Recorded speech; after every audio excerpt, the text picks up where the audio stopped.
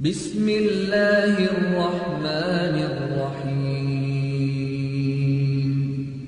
قل يا أيها الكافرون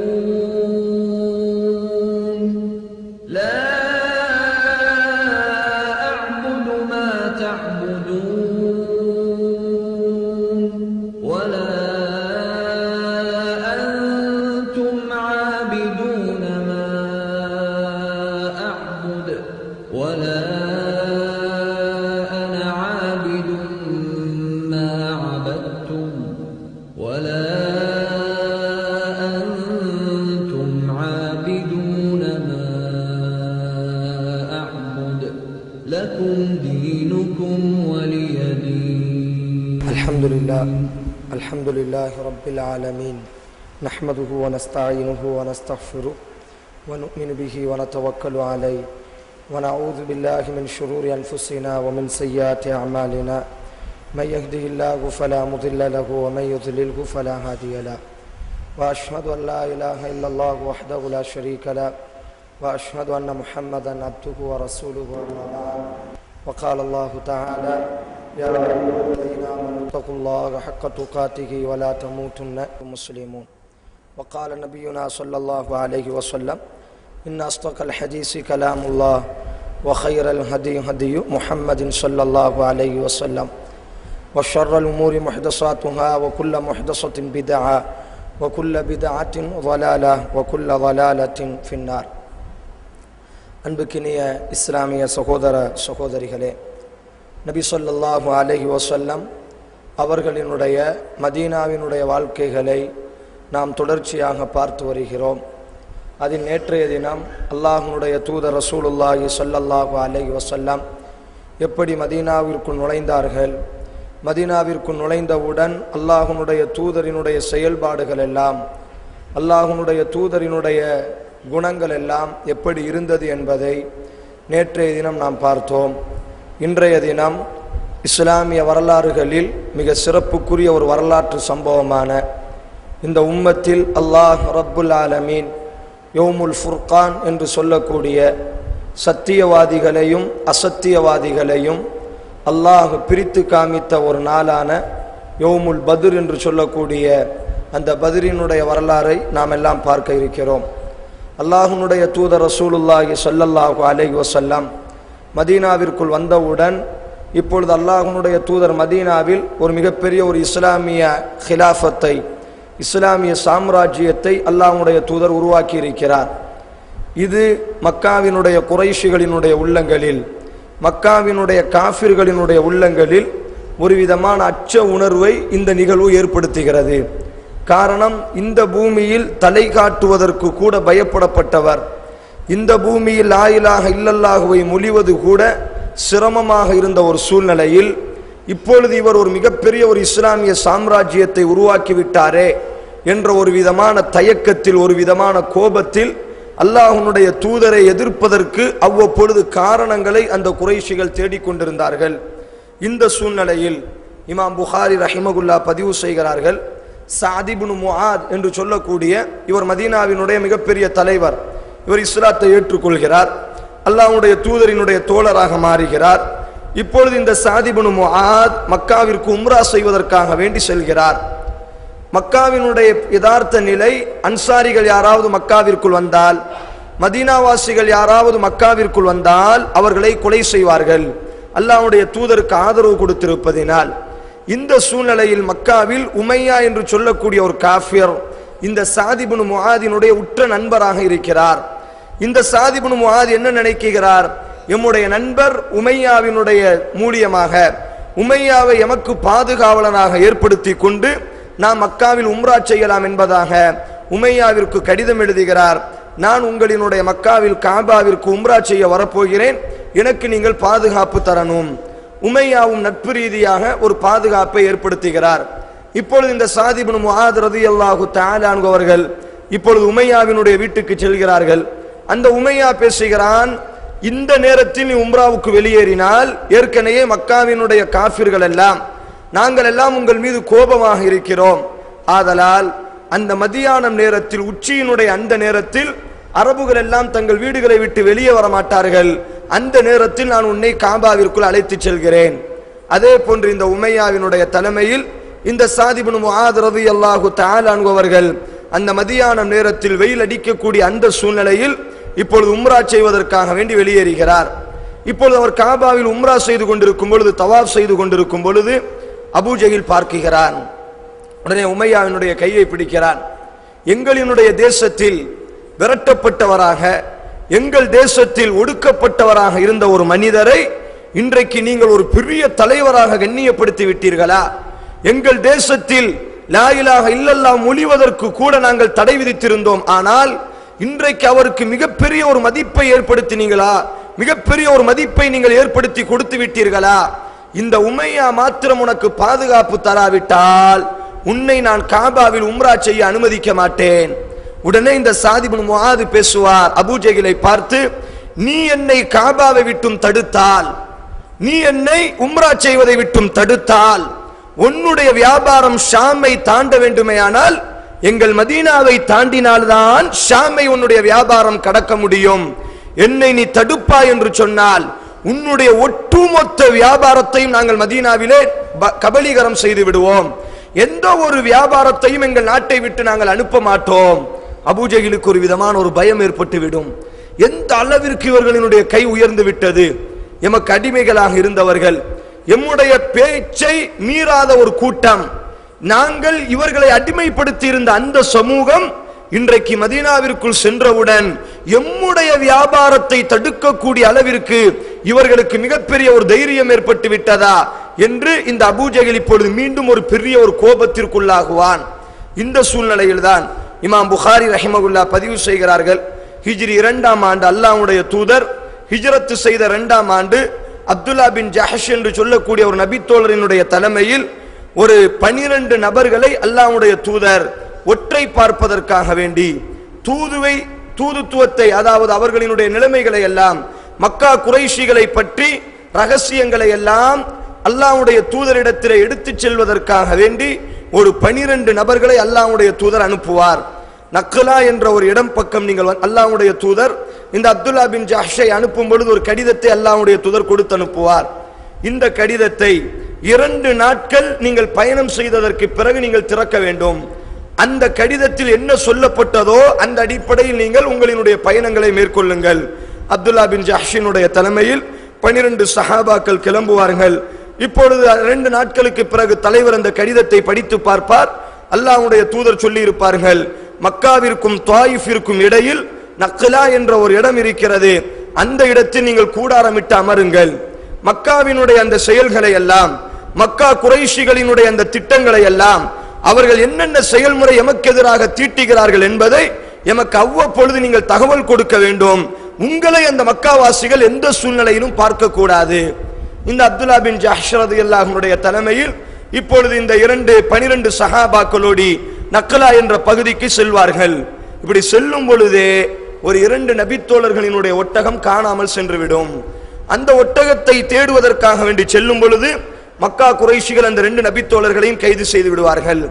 இந்த நபித்தோழர்கள் மீது இருக்கக்கூடிய 10 நபித்தோழர்கள் அல்லாஹ்வுடைய தூதரினுடைய கட்டளை நக்லாவில் கூடாரம் அமைய வேண்டும், நக்லாவில் நாம் அவர்களினுடைய செய்திகளை எல்லாம் அல்லாஹ்வுடைய தூதருக்கு எடுத்துச் சொல்ல வேண்டும். ஆதலால் இந்த 10 நபித்தோழர்களும் இப்பொழுது நக்லாவை நோக்கி பயணம் செய்வார்கள். இப்பொழுது நக்லாவில் அமர்ந்திருப்பார்கள். மக்காவினுடைய அந்த சூழ்நிலைகளை எல்லாம், மக்காவாசிகளினுடைய திட்டங்களை எல்லாம் அவ்வப்பொழுது அல்லாஹ்வுடைய தூதருக்கு எடுத்து சொல்லி கொண்டிருப்பார்கள். இந்த சூழ்நிலையில் ஒரு மிகப்பெரிய ஒரு பணக்காரர், மக்காவினுடைய பஹ்ரா என்று சொல்லக்கூடிய மிகப்பெரிய ஒரு பணக்காரர் என்ன செய்வாரையானால், ஒரு வியாபாரத்தை முடித்து கொண்டு இப்பொழுது அவர் மக்காவிற்கு நுழையும் பொழுது மக்காவினுடைய மிகப்பெரிய ஒரு காஃபிர் இந்த ஒட்டுமொத்த சஹாபாக்களையும் அவர் பார்த்து விடுவார். இப்பொழுது அப்துல்லா பின் ஜஹ்ஷ் ரலியல்லாஹு நாம் என்ன செய்யலாம், ஒரு ஆலோசனை நடத்துவார்கள்.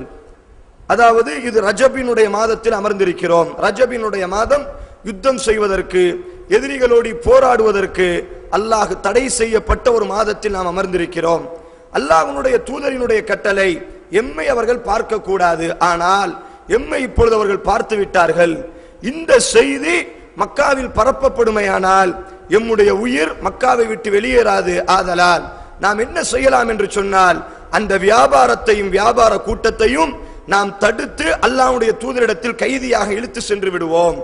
அதையும் மீறி நாம் தடுக்கும் பொழுது அவர்கள் வாளை சுழற்றினால் நாம் அவர்களிடத்தில் வாளை சுழட்டுவோம் என்று ஒரு மஷூராவின் அடிப்படையில் இப்பொழுது அப்துல்லா பின் ஜஹ்ஷினுடைய அந்த 10 தோழர்களும் அந்த மக்கா குறைஷினுடைய படையை பிடிப்பதற்காக வேண்டி செல்லும் பொழுது அவர்கள் 5 நபர்களாக இருப்பார்கள்.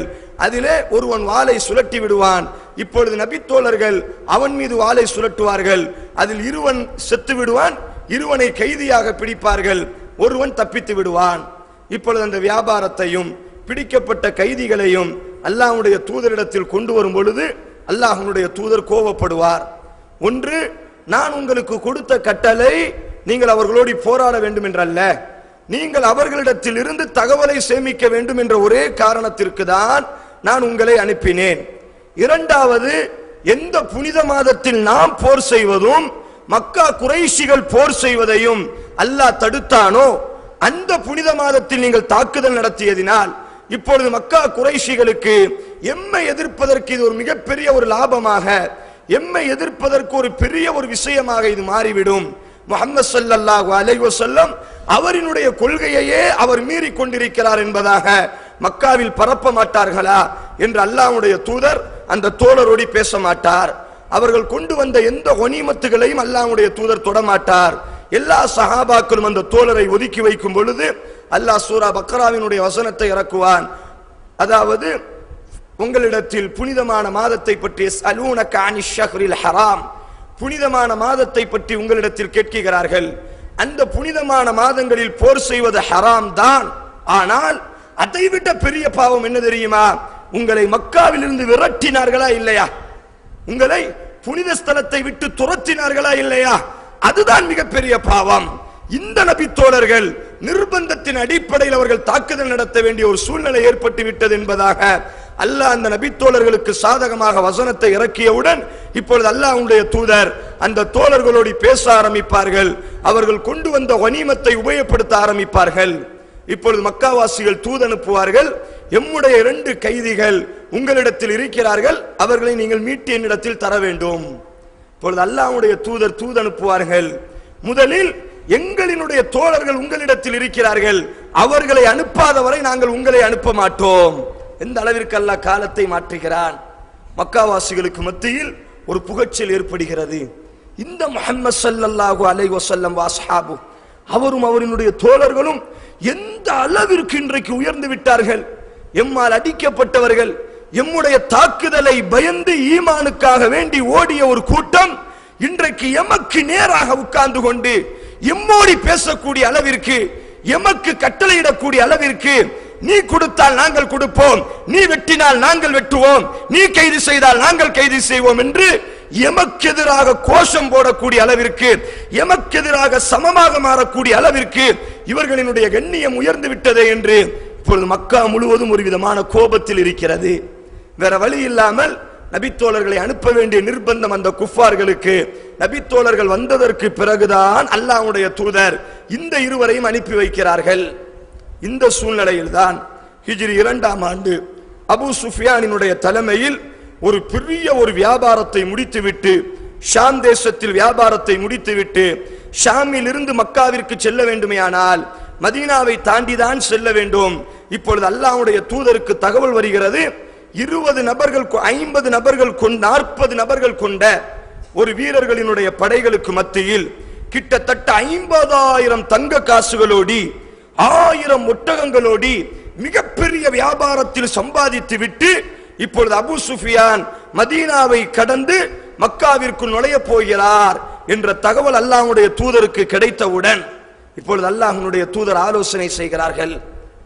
எம்முடைய சொத்துகள், இந்த சொத்துகள் இப்பொழுது மதீனா மக்காவிற்குள் செல்லுமையானால் இந்த வியாபாரத்தினுடைய லாபங்கள் மக்காவாசிகளினுடைய கரத்தில் கிடைத்தால் ஒரு கால் எம் மீது அவர்கள் தாக்குதல் நடத்தலாம்.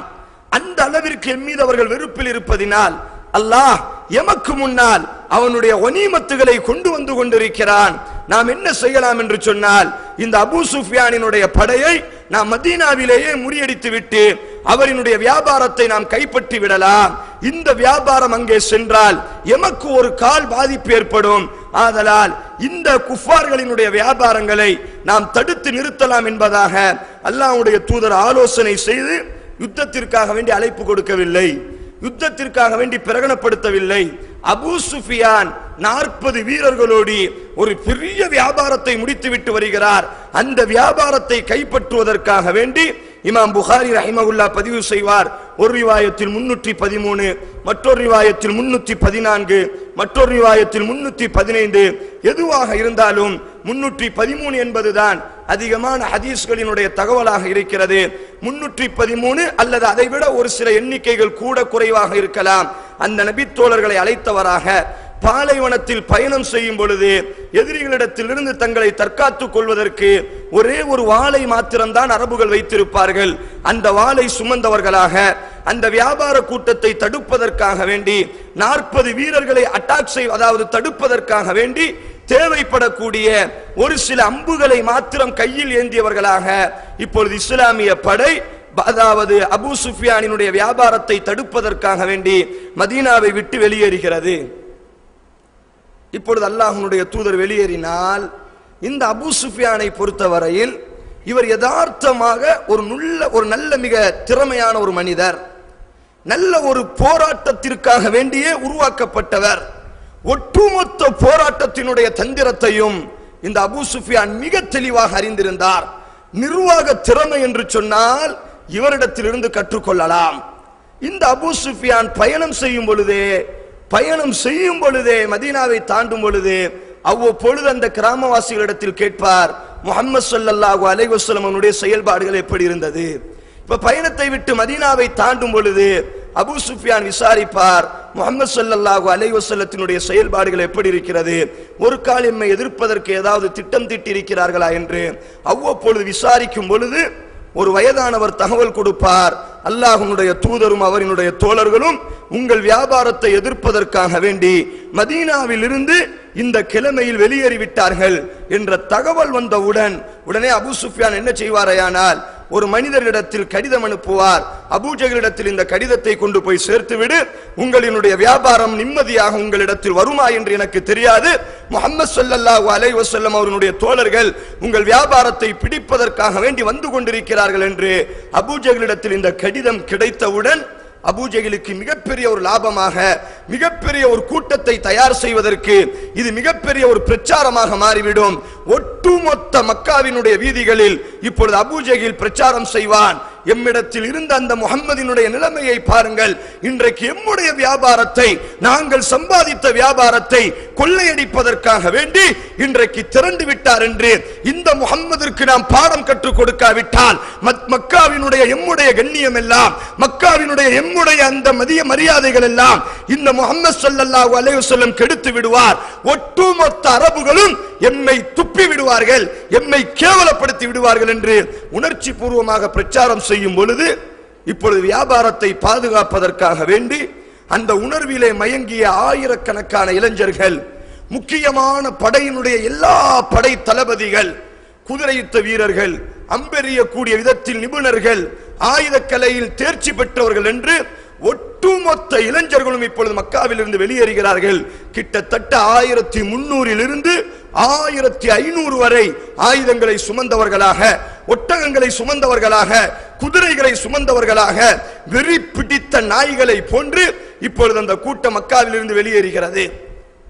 இப்பொழுது அல்லாஹ்வுடைய தூதர் ரசூலுல்லாஹி ஸல்லல்லாஹு அலைஹி வஸல்லம் அபூ சுஃபியான் பத்ரை கடந்து மக்காவிற்கு நுழைவார் என்று எதிர்பார்த்து அல்லாஹ்வுடைய தூதர் ஒரு இடத்தில் கூடாரம் அமைத்து இருக்கிறார்கள். ஆனால் அபூ சுஃபியான் இப்பொழுது சுதாரிக்க ஆரம்பிக்கிறார். தன்னுடைய பயணத்தை மேற்கொண்டிருக்கும் பொழுதே ஒரு கிணற்றுக்கு அருகிலே இப்பொழுது அபூ சுஃபியான் வருவார். அந்த கிணற்றிலே ஒருவர் நீர் இறைத்துக் கொண்டிருப்பார், ஒரு வயதானவர். அந்த வயதானவரிடத்தில் கேட்பார், முஹம்மது ஸல்லல்லாஹு அலைஹி வஸல்லம் அவரினுடைய தோழர்கள் இங்கே எங்காவது நீங்கள் பார்த்தீர்களா? உடனே அவர்கள் சொல்வார்கள், இல்லை. ஆனால் ஒரே ஒரு மனிதன் மாத்திரம் தன்னுடைய ஒட்டகைக்கு இந்த இடத்திலே அமர்ந்து தண்ணீர் இறைத்து தன்னுடைய ஒட்டகைக்கு நீர் கொடுத்தான் இந்த கிணற்றிலிருந்து. உடனே அபூ சுஃபியான் குதிரையிலிருந்து குதிப்பார், அந்த ஒட்டகம் கெட்டப்பட்ட இடத்திற்கு வருவார். அந்த ஒட்டகம் அப்பொழுதுதான் மலம் ஜலம் கழித்திருக்கும். அந்த மலம் ஜலத்தை தன் கையால் தடவுவார். அந்த மலம் ஜலத்தை தடவி அதிலிருந்து ஒரு ஒட்டகத்தினுடைய கொட்டையை எடுப்பார். உடனே அபூ சுஃபியான் சொல்வார், வல்லாஹி அல்லாஹ்வின் மீது சத்தியமாக ஒட்டுமொத்த உலகத்தில் பாலைவனத்தில் ஒரு ஒட்டகம் பேரித்தம்பலம் கொட்டையை சாப்பிடுமையானால் அது மதீனாவினுடைய ஒட்டகமாகத்தான் இருக்கும். மதீனாவினுடைய ஒட்டகம் தான் இந்த பேரித்தம்பலம் கொட்டையை சாப்பிடும். அப்படியானால் மதீனாவிலிருந்து ஒரு கூட்டம் வர வேண்டுமையானால் அது முஹம்மதோ அல்லது அவரினுடைய தோழர்களோ தான் இந்த இடத்தில் வந்திருக்க வேண்டும். ஏதோ இந்த இடத்தில் தான் எம்மை தாக்குவதற்கு தயாராக இருக்கிறார்கள் என்று இயற்கையாக செல்ல வேண்டிய அந்த மதீனாவினுடைய பாதையை மாற்றிவிட்டு கடற்கரை வழியாக தன்னுடைய வியாபாரத்தை பாதுகாத்து மக்காவிற்கு நுழைய ஆரம்பித்து விடுவார். அல்லாஹ்வுடைய தூதருக்கு இந்த தகவல் தெரியாது. அல்லாஹ்வுடைய தூதர் அபூ சுஃபியான் வருவார், நாம் அதை பிடிக்கலாம், நாம் அந்த வியாபாரத்தை கைப்படுத்தலாம் என்று யோசித்துக் கொண்டிருக்கும் பொழுதே அந்த அபூ சுஃபியான் அல்லாஹ்வுடைய தூதரினுடைய கண்ணில் படாமல் எந்த ஒரு வியாபாரத்தினுடைய ஒரு துளியை கூட நபித்தோழர்களினுடைய கண்ணில் படாமல் தன்னுடைய ஒட்டுமொத்த திட்டத்தையும் அந்த இடத்திலேயே மாற்றி இப்பொழுது பாதுகாப்பாக கடல் வழியாக செல்ல ஆரம்பித்து விடுவார். இப்பொழுது அல்லாஹ்வுடைய தூதருக்கு இந்த தகவல் தெரிந்துவிடும். நாம் வந்த நோக்கம் அபூ சுஃபியானை பிடிப்பதற்கு. ஆனால் அபூ சுஃபியான் எம்மை விட்டு தப்பித்து விட்டார். அபூ சுஃபியானினுடைய வியாபாரம் எம்மை விட்டு தப்பித்து விட்டது. மக்காவினுடைய குறைஷிகள் அதே தகவல் அல்லாஹ்வுடைய தூதருக்கும் தெரியும். உங்களை எதிர்ப்பதற்காக வேண்டி, உங்களை வேரோடி அறுப்பதற்காக வேண்டி மக்காவினுடைய இளைஞர்களும் அந்த இளைஞர்களினுடைய மூத்த தலைவர்களும் மிகப்பெரிய ஆயுதத்தோடு உங்களை எதிர்க்க வந்து கொண்டிருக்கிறார்கள் என்று அல்லாஹ்வுடைய தூதருக்கு இந்த தகவல் தெரிந்தவுடன் இப்பொழுது அல்லாஹ்வுடைய தூதர் ரசூலுல்லாஹி ஸல்லல்லாஹு அலைஹி வஸல்லம் இமாம் முஸ்லிம் ரஹிமகுல்லாஹ் பதிவு செய்கிறார்கள். இப்பொழுது ஒட்டுமொத்த நபித்தோழர்களை அழைத்து இப்பொழுது அல்லாஹ்வுடைய தூதர் அந்த 313 நபித்தோழர்களோடு ஒரு ஆலோசனை செய்வார். நாம் அந்த நோக்கம் அபூ சுஃபியானை எதிர்ப்பதற்கு தான், நாம் அந்த நோக்கம் அந்த வியாபாரத்தை கைப்படுத்துவதற்கு தான். ஆனால் இப்பொழுது அந்த வியாபாரம் எம்மை விட்டு சென்று விட்டது. ஆனால் அல்லாஹ் மக்காவினுடைய ஈர குலைகளை எல்லாம் எம் பக்கம் கொண்டு வந்து கொண்டிருக்கிறான். நாம் என்ன செய்யலாம்? இமாம் முஸ்லிம் ரஹிமகுல்லாஹ் பதிவு செய்கிறார், அபூபக்கர் சித்திக் ரலியல்லாஹு எழுந்திருப்பார்கள், யா ரசூலல்லாஹ் விட வேண்டாம் இந்த கூட்டத்தை, எந்த சூழ்நிலையிலும் இந்த கூட்டத்தை நாம் விடக்கூடாது யா ரசூலல்லாஹ். இவர்களினுடைய கழுத்தை ஒன்று வெட்டுவோம் அல்லது அவர்கள் கையினால் நாம் வெட்டு வாங்கலாம், நாம் திரும்பி செல்ல வேண்டாம். அல்லாஹ்வுடைய தூதர் இமாம் முஸ்லிம் பதிவு செய்வார், அல்லாஹ்வுடைய தூதர் பதில் சொல்ல மாட்டார். உடனே இமாம் உமர் ரலியல்லாஹு தஆலா அன்ஹு அவரும் அதே கருத்தை சொல்லும் பொழுது அல்லாஹ்வுடைய தூதர் பதில் சொல்லாத பொழுது இப்பொழுது அன்சாரிகளில் சாத் இப்னு முஆத் என்று சொல்லக்கூடிய அன்சாரிகளுடைய தலைவர் எழுந்திருப்பார், யா ரசூலல்லாஹ், ஏதோ நீங்கள் மீண்டும் மீண்டும் ஆலோசனையை கேட்பதை பார்த்தால் எங்களினுடைய ஆலோசனை, அன்சாரிகளாகிய எங்களினுடைய ஆலோசனையை நீங்கள் கேட்பதை போன்று தெரிகிறது. வல்லாஹி அல்லாஹ்வின் மீது சத்தியமிட்டு சொல்கிறோம் யா ரசூலல்லாஹ், இந்த கடலை காமித்து நீங்கள் விழச் சொன்னால், இந்த கடலிலே எங்களினுடைய குதிரையை ஓட்டச் சொன்னால், ஏன் எதற்கு என்று எதையுமே கேட்காமல் இந்த கடலின் மீது நாங்கள் எங்கள் குதிரையை ஓட்ட தயார். நீங்கள் யாரோடு எதிர்த்தாலும் உங்களுக்கு பின்னால் வர தயார். உங்களுக்கு முன்னாலும் பின்னாலும் வலதுபுறம் இடதுபுறம் மேலே கீழே என்று எல்லா சூழ்நிலையிலும் இந்த பத்ரினுடைய மைதானத்தில் நாங்கள் உங்களை பாதுகாக்க தயார். மிக்தாத் இப்னு அம்ர் என்று சொல்லக்கூடிய நபித்தோழர் எழுந்திருப்பார், யா ரசூலல்லாஹ், என்ன நினைக்கிறீர்கள் அன்சாரிகளை பற்றி? எங்களை பற்றி நீங்கள் என்ன நினைத்துக் கொண்டிருக்கிறீர்கள்? மூசாவினுடைய கூட்டம் மூசா அலைஹிஸ்ஸலாத்தில் சொன்னதை போன்று நீயும் உன்னுடைய இறைவனும் மஸ்ஜிதுல் அக்ஸாவினோடு நீங்கள் போர் செய்யுங்கள், பலஸ்தீனோடு போர் செய்யுங்கள் என்று நாங்கள் எல்லாம் இந்த பலஸ்தீனினுடைய வாயிலிலே அமர்ந்து கொள்கிறோம், நீங்கள் இருவர் மாத்திரம் போர் செய்யுங்கள் என்று அந்த யூதர்கள் சொன்னதை போன்று நாங்கள் சொல்வோமா? முன்னாலும் பின்னாலும் வலதும் இடதும் மேலும் கீழும் உங்களை சுற்றி நாங்கள் போராடுவோம் யா ரசூலல்லாஹ். எங்கள் தாய், எங்கள் குழந்தை, எங்கள் மனைவிகள் என்று யாரை இழந்தாலும் இந்த பத்ரினுடைய மைதானத்தில் உங்களை நாங்கள் இழக்க மாட்டோம் யா ரசூலல்லாஹ்.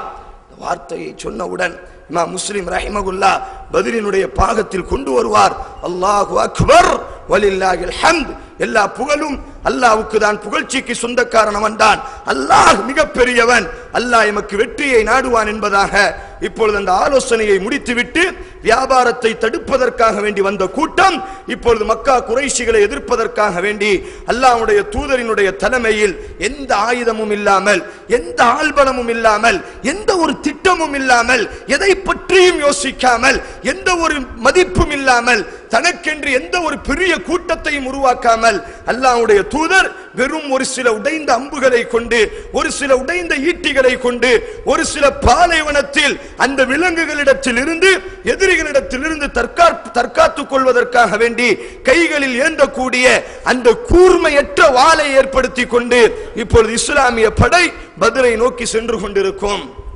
இப்பொழுது அல்லாஹ்வுடைய தூதர் நபி ஸல்லல்லாஹு அலைஹி வஸல்லம் அவர்கள் அந்த பத்ருக்கு செல்வதற்கு முன்னால் இரவினுடைய நேரம் ஆகிவிடும். ஒரு இடத்தில் அல்லாஹ்வுடைய தூதர் அந்த அஸ்ரினுடைய நேரம் வந்தவுடன் நாம் நாளைய தினம் பயணம் செய்யலாம் என்று இப்பொழுது ஒரு இடத்தில் கூடாரமிட்டு அல்லாஹ்வுடைய தூதர் அமர ஆரம்பிப்பார். அஸ்ரினுடைய தொழுகையை முடித்தவுடன் அல்லாஹ்வுடைய தூதரும் அபூபக்கர் சித்திக் ரலியல்லாஹு தஆலா அன்ஹு அவர்களும் இந்த இருவரும் இப்பொழுது அந்த மைதானத்தை சுற்றி இப்பொழுது அப்படி பார்ப்பார்கள் மக்கா குறைஷிகளினுடைய நிலைமையை. அப்பொழுது ஒரு வயதான ஒரு கிழவர் நிற்பார். அந்த கிழவரிடத்தில் அல்லாஹ்வுடைய தூதர் கேட்பார், ஏதோ 2 படைகள் இந்த மைதானத்தில் மோதுவதை போன்று நான் கேள்விப்பட்டேனே, இது உண்மையா என்று அல்லாஹ்வுடைய தூதர் தான் யார் என்பதை தெளிவுபடுத்தாமல் பொதுவாக அல்லாஹ்வுடைய தூதர் பொதுவாக அந்த வயதானவரிடத்தில் அல்லாஹ்வுடைய தூதர் பேசுவார். அப்பொழுது அந்த வயதானவர் கேட்பார், அந்த 2 படைகளை பற்றி நான் உங்களுக்கு தகவல் சொல்ல வேண்டுமே, ஆனால் முதலில் உங்கள் இருவரை பற்றி நீங்கள் எனக்கு தகவல் சொல்லுங்கள். அப்பொழுது அல்லாஹ்வுடைய தூதர் ரசூலுல்லாஹி ஸல்லல்லாஹு அலைஹி வஸல்லம் சொல்வார், அந்த 2 படைகளை பற்றி உண்மையான தகவலை சொன்னால் நாங்கள் எங்களை பற்றி உண்டான உண்மையான தகவலை நாங்கள் உங்களுக்கு சொல்வோம். உடனே அந்த வயதானவர் சொல்வார், நான் கேள்விப்பட்டது உண்மையாக இருந்திருக்குமேயானால் முஹம்மதும் அவரினுடைய தோழர்களும் அபூ சுஃபியானினுடைய வியாபாரத்தை முறிப்பதற்காக வேண்டி, அபூஜஹலினுடைய படையை எதிர்ப்பதற்காக வேண்டி மதீனாவினுடைய வீதியில் இருந்து இந்த கிழமை கிளம்பினார்கள் என்று நான் கேள்விப்பட்டது சத்தியமாக இருக்குமேயானால் இந்த இடத்தில் முஹம்மது ஸல்லல்லாஹு அலைஹி வஸல்லம் நிற்க வேண்டும். நான் கேள்விப்பட்டது உண்மையாக இருக்குமேயானால் மக்கா குறைஷிகள் அல்லாஹ்வுடைய தூதரை எதிர்ப்பதற்காக வேண்டி ஒரு பெரிய ஒரு படையை திரட்டி வருகிறார்கள் இந்த கிழமையில் என்று நான் கேள்விப்பட்டது உண்மையாக இருக்குமேயானால் ஒரு மைதானத்தை சுட்டி காமித்த அந்த வயதானவர் பேசுவார், அந்த இடத்தில் இன்றைக்கு அவர்கள் வந்திருக்க வேண்டும். அல்லாஹ்வுடைய தூதர் இந்த திட்டத்தை வாங்கியதற்கு பிறகு திரும்பி செல்லும் பொழுது அந்த வயதானவர் கைகளை பிடித்து கேட்பார், நான் அந்த படைகளை பற்றி சொன்னேனே, உங்களை பற்றி நீங்கள் சொல்லவில்லை. அல்லாஹ்வுடைய தூதர் சொல்வார், நஹ்னு மாஉன், நாங்கள் மா என்று சொன்னால் அரபுல் தண்ணீர் குடிக்கக்கூடிய அந்த தண்ணீருக்கும் மா என்று சொல்லப்படும். ஈராக்கில் ஒரு தேசம் இருக்கிறது, மாஉன் என்று சொல்லக்கூடிய ஒரு தேசம் இருக்கிறது. ஈராக்கில் ஒரு ஊரினுடைய பெயர் மாஉன். அதே சமயத்தில் குடிக்கக்கூடிய தண்ணீருக்கும் என்னுடைய அதாவது ஒரு ஆணினுடைய அந்த விந்திற்கும் தண்ணீர் என்று சொல்லப்படும். இப்பொழுது அல்லாஹ்வுடைய தூதர் ரசூலுல்லாஹ் அந்த வயதானவரிடத்தில் சொல்கிறார், நஹ்னு மாஉன், நாங்கள் எல்லாம் தண்ணீரில் இருந்து வந்திருக்கிறோம். தன்னை பற்றி உண்டான முழு விவரத்தையும் சொல்லவும் கூடாது, அதே சமயத்தில் அல்லாஹ்வுடைய தூதர் பொய்யும் சொல்ல மாட்டார். இப்பொழுது அந்த வயதானவர் நினைத்துக் கொள்வார், ஏதோ ஈராக் தேசத்தில் இருக்கக்கூடிய அந்த தண்ணீர் என்ற அந்த ஊரில் இருந்து இவர்கள் வந்திருக்கிறார்கள் போல என்று நினைத்துக் கொண்டு அந்த வயதானவர் வாய்களை மூடி விடுவார். அல்லாஹ்வுடைய தூதர் தன்னுடைய கூடாரத்திற்கு நுழைந்து விடுவார்கள்.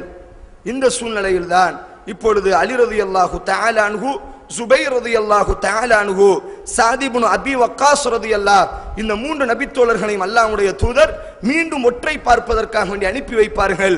நாம் கேள்விப்பட்டது உண்மைதானா, உண்மையில் அபூஜஹலினுடைய படை எம்மை எதிர்ப்பதற்கு வந்து கொண்டிருக்கிறதா என்று விசாரித்து விட்டு அவரை பற்றி உண்டான தகவலை சேமித்து வாருங்கள் என்பதாக அல்லாஹ்வுடைய தூதர் அனுப்பும் பொழுது ஒரு சிறுவன் ஒரு கிணற்றுக்கு அருகாமையில் இருக்கக்கூடிய ஒரு கிணற்றிலிருந்து தன்னுடைய ஒட்டகத்திற்கு தண்ணீரை இறைத்து கொடுத்து கொண்டிருப்பான். இப்பொழுது அலி ரலியல்லாஹு தஆலா அன்ஹு அவர்கள் அந்த சிறுவனை பிடிப்பார். அந்த சிறுவனிடத்தில் கேட்பார், நீ எங்கிருந்து வருகிறாய், நீ யாரினுடைய படையை சார்ந்தவன்? அப்பொழுது அந்த சிறுவன் சொல்வான், நான் அபூஜஹலினுடைய படையை சார்ந்தவன், நான் மக்கா குறைஷிகளினுடைய படையை சார்ந்தவன். ஆனால் அலி ரலியல்லாஹு தஆலா அன்ஹு அவர்களுக்கும் மற்ற தோழர்களுக்கும் இதிலே நம்பிக்கை வராது. இப்பொழுது அல்லாஹ்வுடைய தூதர் மக்ரிபினுடைய தொழுகையை முடித்து சுன்னத் தொழுது கொண்டிருக்கும் பொழுது இந்த சிறுவனை அல்லாஹ்வுடைய தூதரிடத்தில் இழுத்து வருவார்கள். அல்லாஹ்வுடைய தூதர் தொழுது கொண்டிருப்பார். இப்பொழுது அல்லாஹ்வுடைய தூதரினுடைய காது கேட்கும் விதமாக அந்த சிறுவனிடத்தில் கேட்பார்கள், நீ யாரினுடைய படையை சார்ந்தவன்? அந்த சிறுவன் சொல்வான், நான் அபூஜஹலினுடைய படையை சார்ந்தவன். அலி ரலியல்லாஹு அடிக்க ஆரம்பிப்பார்கள். அடிக்கும் பொழுது சொல்வார்கள், நீ அபூ சுஃபியான் படையை சார்ந்தவன் தானே, நீ அபூ சுஃபியான் படையை சார்ந்தவன் தானே, நீ ஏன் பொய் சொல்கிறாய்? அந்த சிறுவன் அடிக்கு பயந்தவனாக உளறுவான், ஆம், நான் அபூ சுஃபியானினுடைய படையை சார்ந்தவன் தான். இப்பொழுது அல்லாஹ்வுடைய தூதர் தொழுது முடித்து விட்டு சொல்வார்கள், அவன் உண்மையை சொல்லும் பொழுது அவனை அடிக்கவில்லை, அவன் பொய் சொல்லும் பொழுது நீங்கள் அவன் உண்மை சொல்லும் பொழுது அவனை அடிக்கிறீர்கள், அவன் பொய் சொல்லும் பொழுது நீங்கள் அவனை நிப்பாட்டி விட்டீர்கள். உண்மையில் அவன் அபூ சுஃபியானினுடைய படையை சார்ந்தவன் அல்ல. அபூ சுஃபியான் எப்பொழுதோ எம்மை விட்டு தப்பித்து விட்டார். இப்பொழுது அந்த சிறுவனை அல்லாஹ்வுடைய தூதர் தடவி கொடுத்து விட்டு கேட்பார்கள், நீ எங்கிருந்து வருகிறாய், யாரினுடைய கூட்டத்தை சார்ந்தவன்? அந்த சிறுவன் பேசுவான், நான் அபூஜஹலினுடைய கூட்டத்தை சார்ந்தவன். நீ எத்தனை நபர்கள் நீங்கள் வந்திருக்கிறீர்கள்? அப்பொழுது அந்த சிறுவன் சொல்வான், எனக்கு எண்ணிக்கை என்ன தெரியாது, எனக்கு படிக்க தெரியாது. அப்பொழுது அல்லாஹ்வுடைய தூதர் கேட்பார்கள், நீங்கள் உண்பதற்கு என்ன செய்கிறீர்கள்? அபூஜஹலினுடைய கூட்டம் சாப்பிடுவதற்கு என்ன செய்கிறார்கள்? அப்பொழுது அந்த சிறுவன் சொல்வான், ஒரு நாளைக்கு 9 அல்லது 10 ஒட்டகங்களை நாங்கள் அறுக்கிறோம். அல்லாஹ்வுடைய தூதர் சொல்வார்கள், வல்லாஹி, அல்லாஹ்வின் மீது சத்தியமாக 9-10 ஒட்டகம் அறுக்க வேண்டுமேயானால் அந்த கூட்டத்தில் 1500 நபர்கள் எம்மை எதிர்ப்பதற்காக வேண்டி இருக்கிறார்கள் என்று அல்லாஹ்வுடைய தூதர் இப்பொழுது அந்த சிறுவனிடத்தில் கேட்பார், யாரெல்லாம் வந்திருக்கிறார்கள்? அந்த சிறுவன் சொல்வான், மக்காவினுடைய ஒட்டுமொத்த வீரர்களும் மக்காவினுடைய ஒட்டுமொத்த தலைவர்களும் அபூ லஹபை தவிர மற்ற எல்லா தலைவர்களும் இந்த யுத்தத்திலே கலந்திருக்கிறார்கள். இப்பொழுது அல்லாஹ்வுடைய தூதரை அவனை அனுப்பி வைப்பார்கள். இப்பொழுது ரசூலுல்லாஹி ஸல்லல்லாஹு அலைஹி வஸல்லம் அவர்கள் இந்த எதிரிகளினுடைய படைகளை பற்றி உண்டான எல்லா தகவலையும் சேமித்ததற்கு பிறகு இப்பொழுது எதிரிகள் என்ன செய்வார்களே ஆனால், உமைர் இப்னு வஹப் என்று சொல்லக்கூடிய ஒரு மனிதரை அவர் பின்னால் இஸ்லாத்தை ஏற்றுக்கொண்டார். இப்பொழுது அவரை என்ன செய்வார்களே ஆனால், அல்லாஹ்வுடைய தூதரினுடைய படையை பற்றி நீ தகவலை சேமித்து விட்டு வா என்பதாக இந்த உமைர் இப்னு வஹபை அனுப்புவார்கள். இந்த உமைர் இப்னு வஹப் வருவார், ரகசியமாக ஒரு பாறைகளுக்கு மத்தியில் ஒளிந்து கொண்டு இஸ்லாமிய படைகளை எல்லாம் நோட்டமிட்டவராக இப்பொழுது அபூஜஹலிடத்தில் செல்வார். அபூஜஹலினுடைய கரத்தை தூக்கி சொல்வார், அபூஜஹிலே, நான் அல்லாஹ்வின் மீது சத்தியமிட்டு சொல்கிறேன், அவர்களிடத்தில் எந்த ஒரு ஆயுதமும் இல்லை, அவர்களிடத்தில் எந்த ஒரு ஆள்பலமும் இல்லை, அவர்களிடத்தில் எந்த ஒரு பலமும் இல்லை.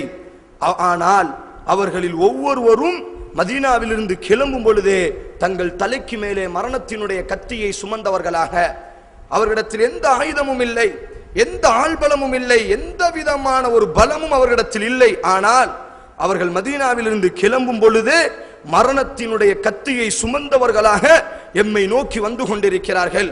அவர்களில் ஒருத்தன் இந்த பூமியில் சாகுவதற்கு முன்னால் ஒட்டுமொத்த ஆயுதத்தை அவர்கள் எதிர்க்கிறார்களே, ஆனால் நீங்கள் இத்தனை படை வந்ததற்கு பிறகும் உங்களை எதிர்ப்பதற்கு அந்த கூட்டம் தயாராக இருக்கிறதே, ஆனால் அவர்களில் ஒவ்வொருவனும் சாகத்தான் போகிறான், ஆனால் அவன் சாகுவதற்கு முன்னால் உங்களில் ஒருத்தனை சாகடிக்காமல் சாக மாட்டான்.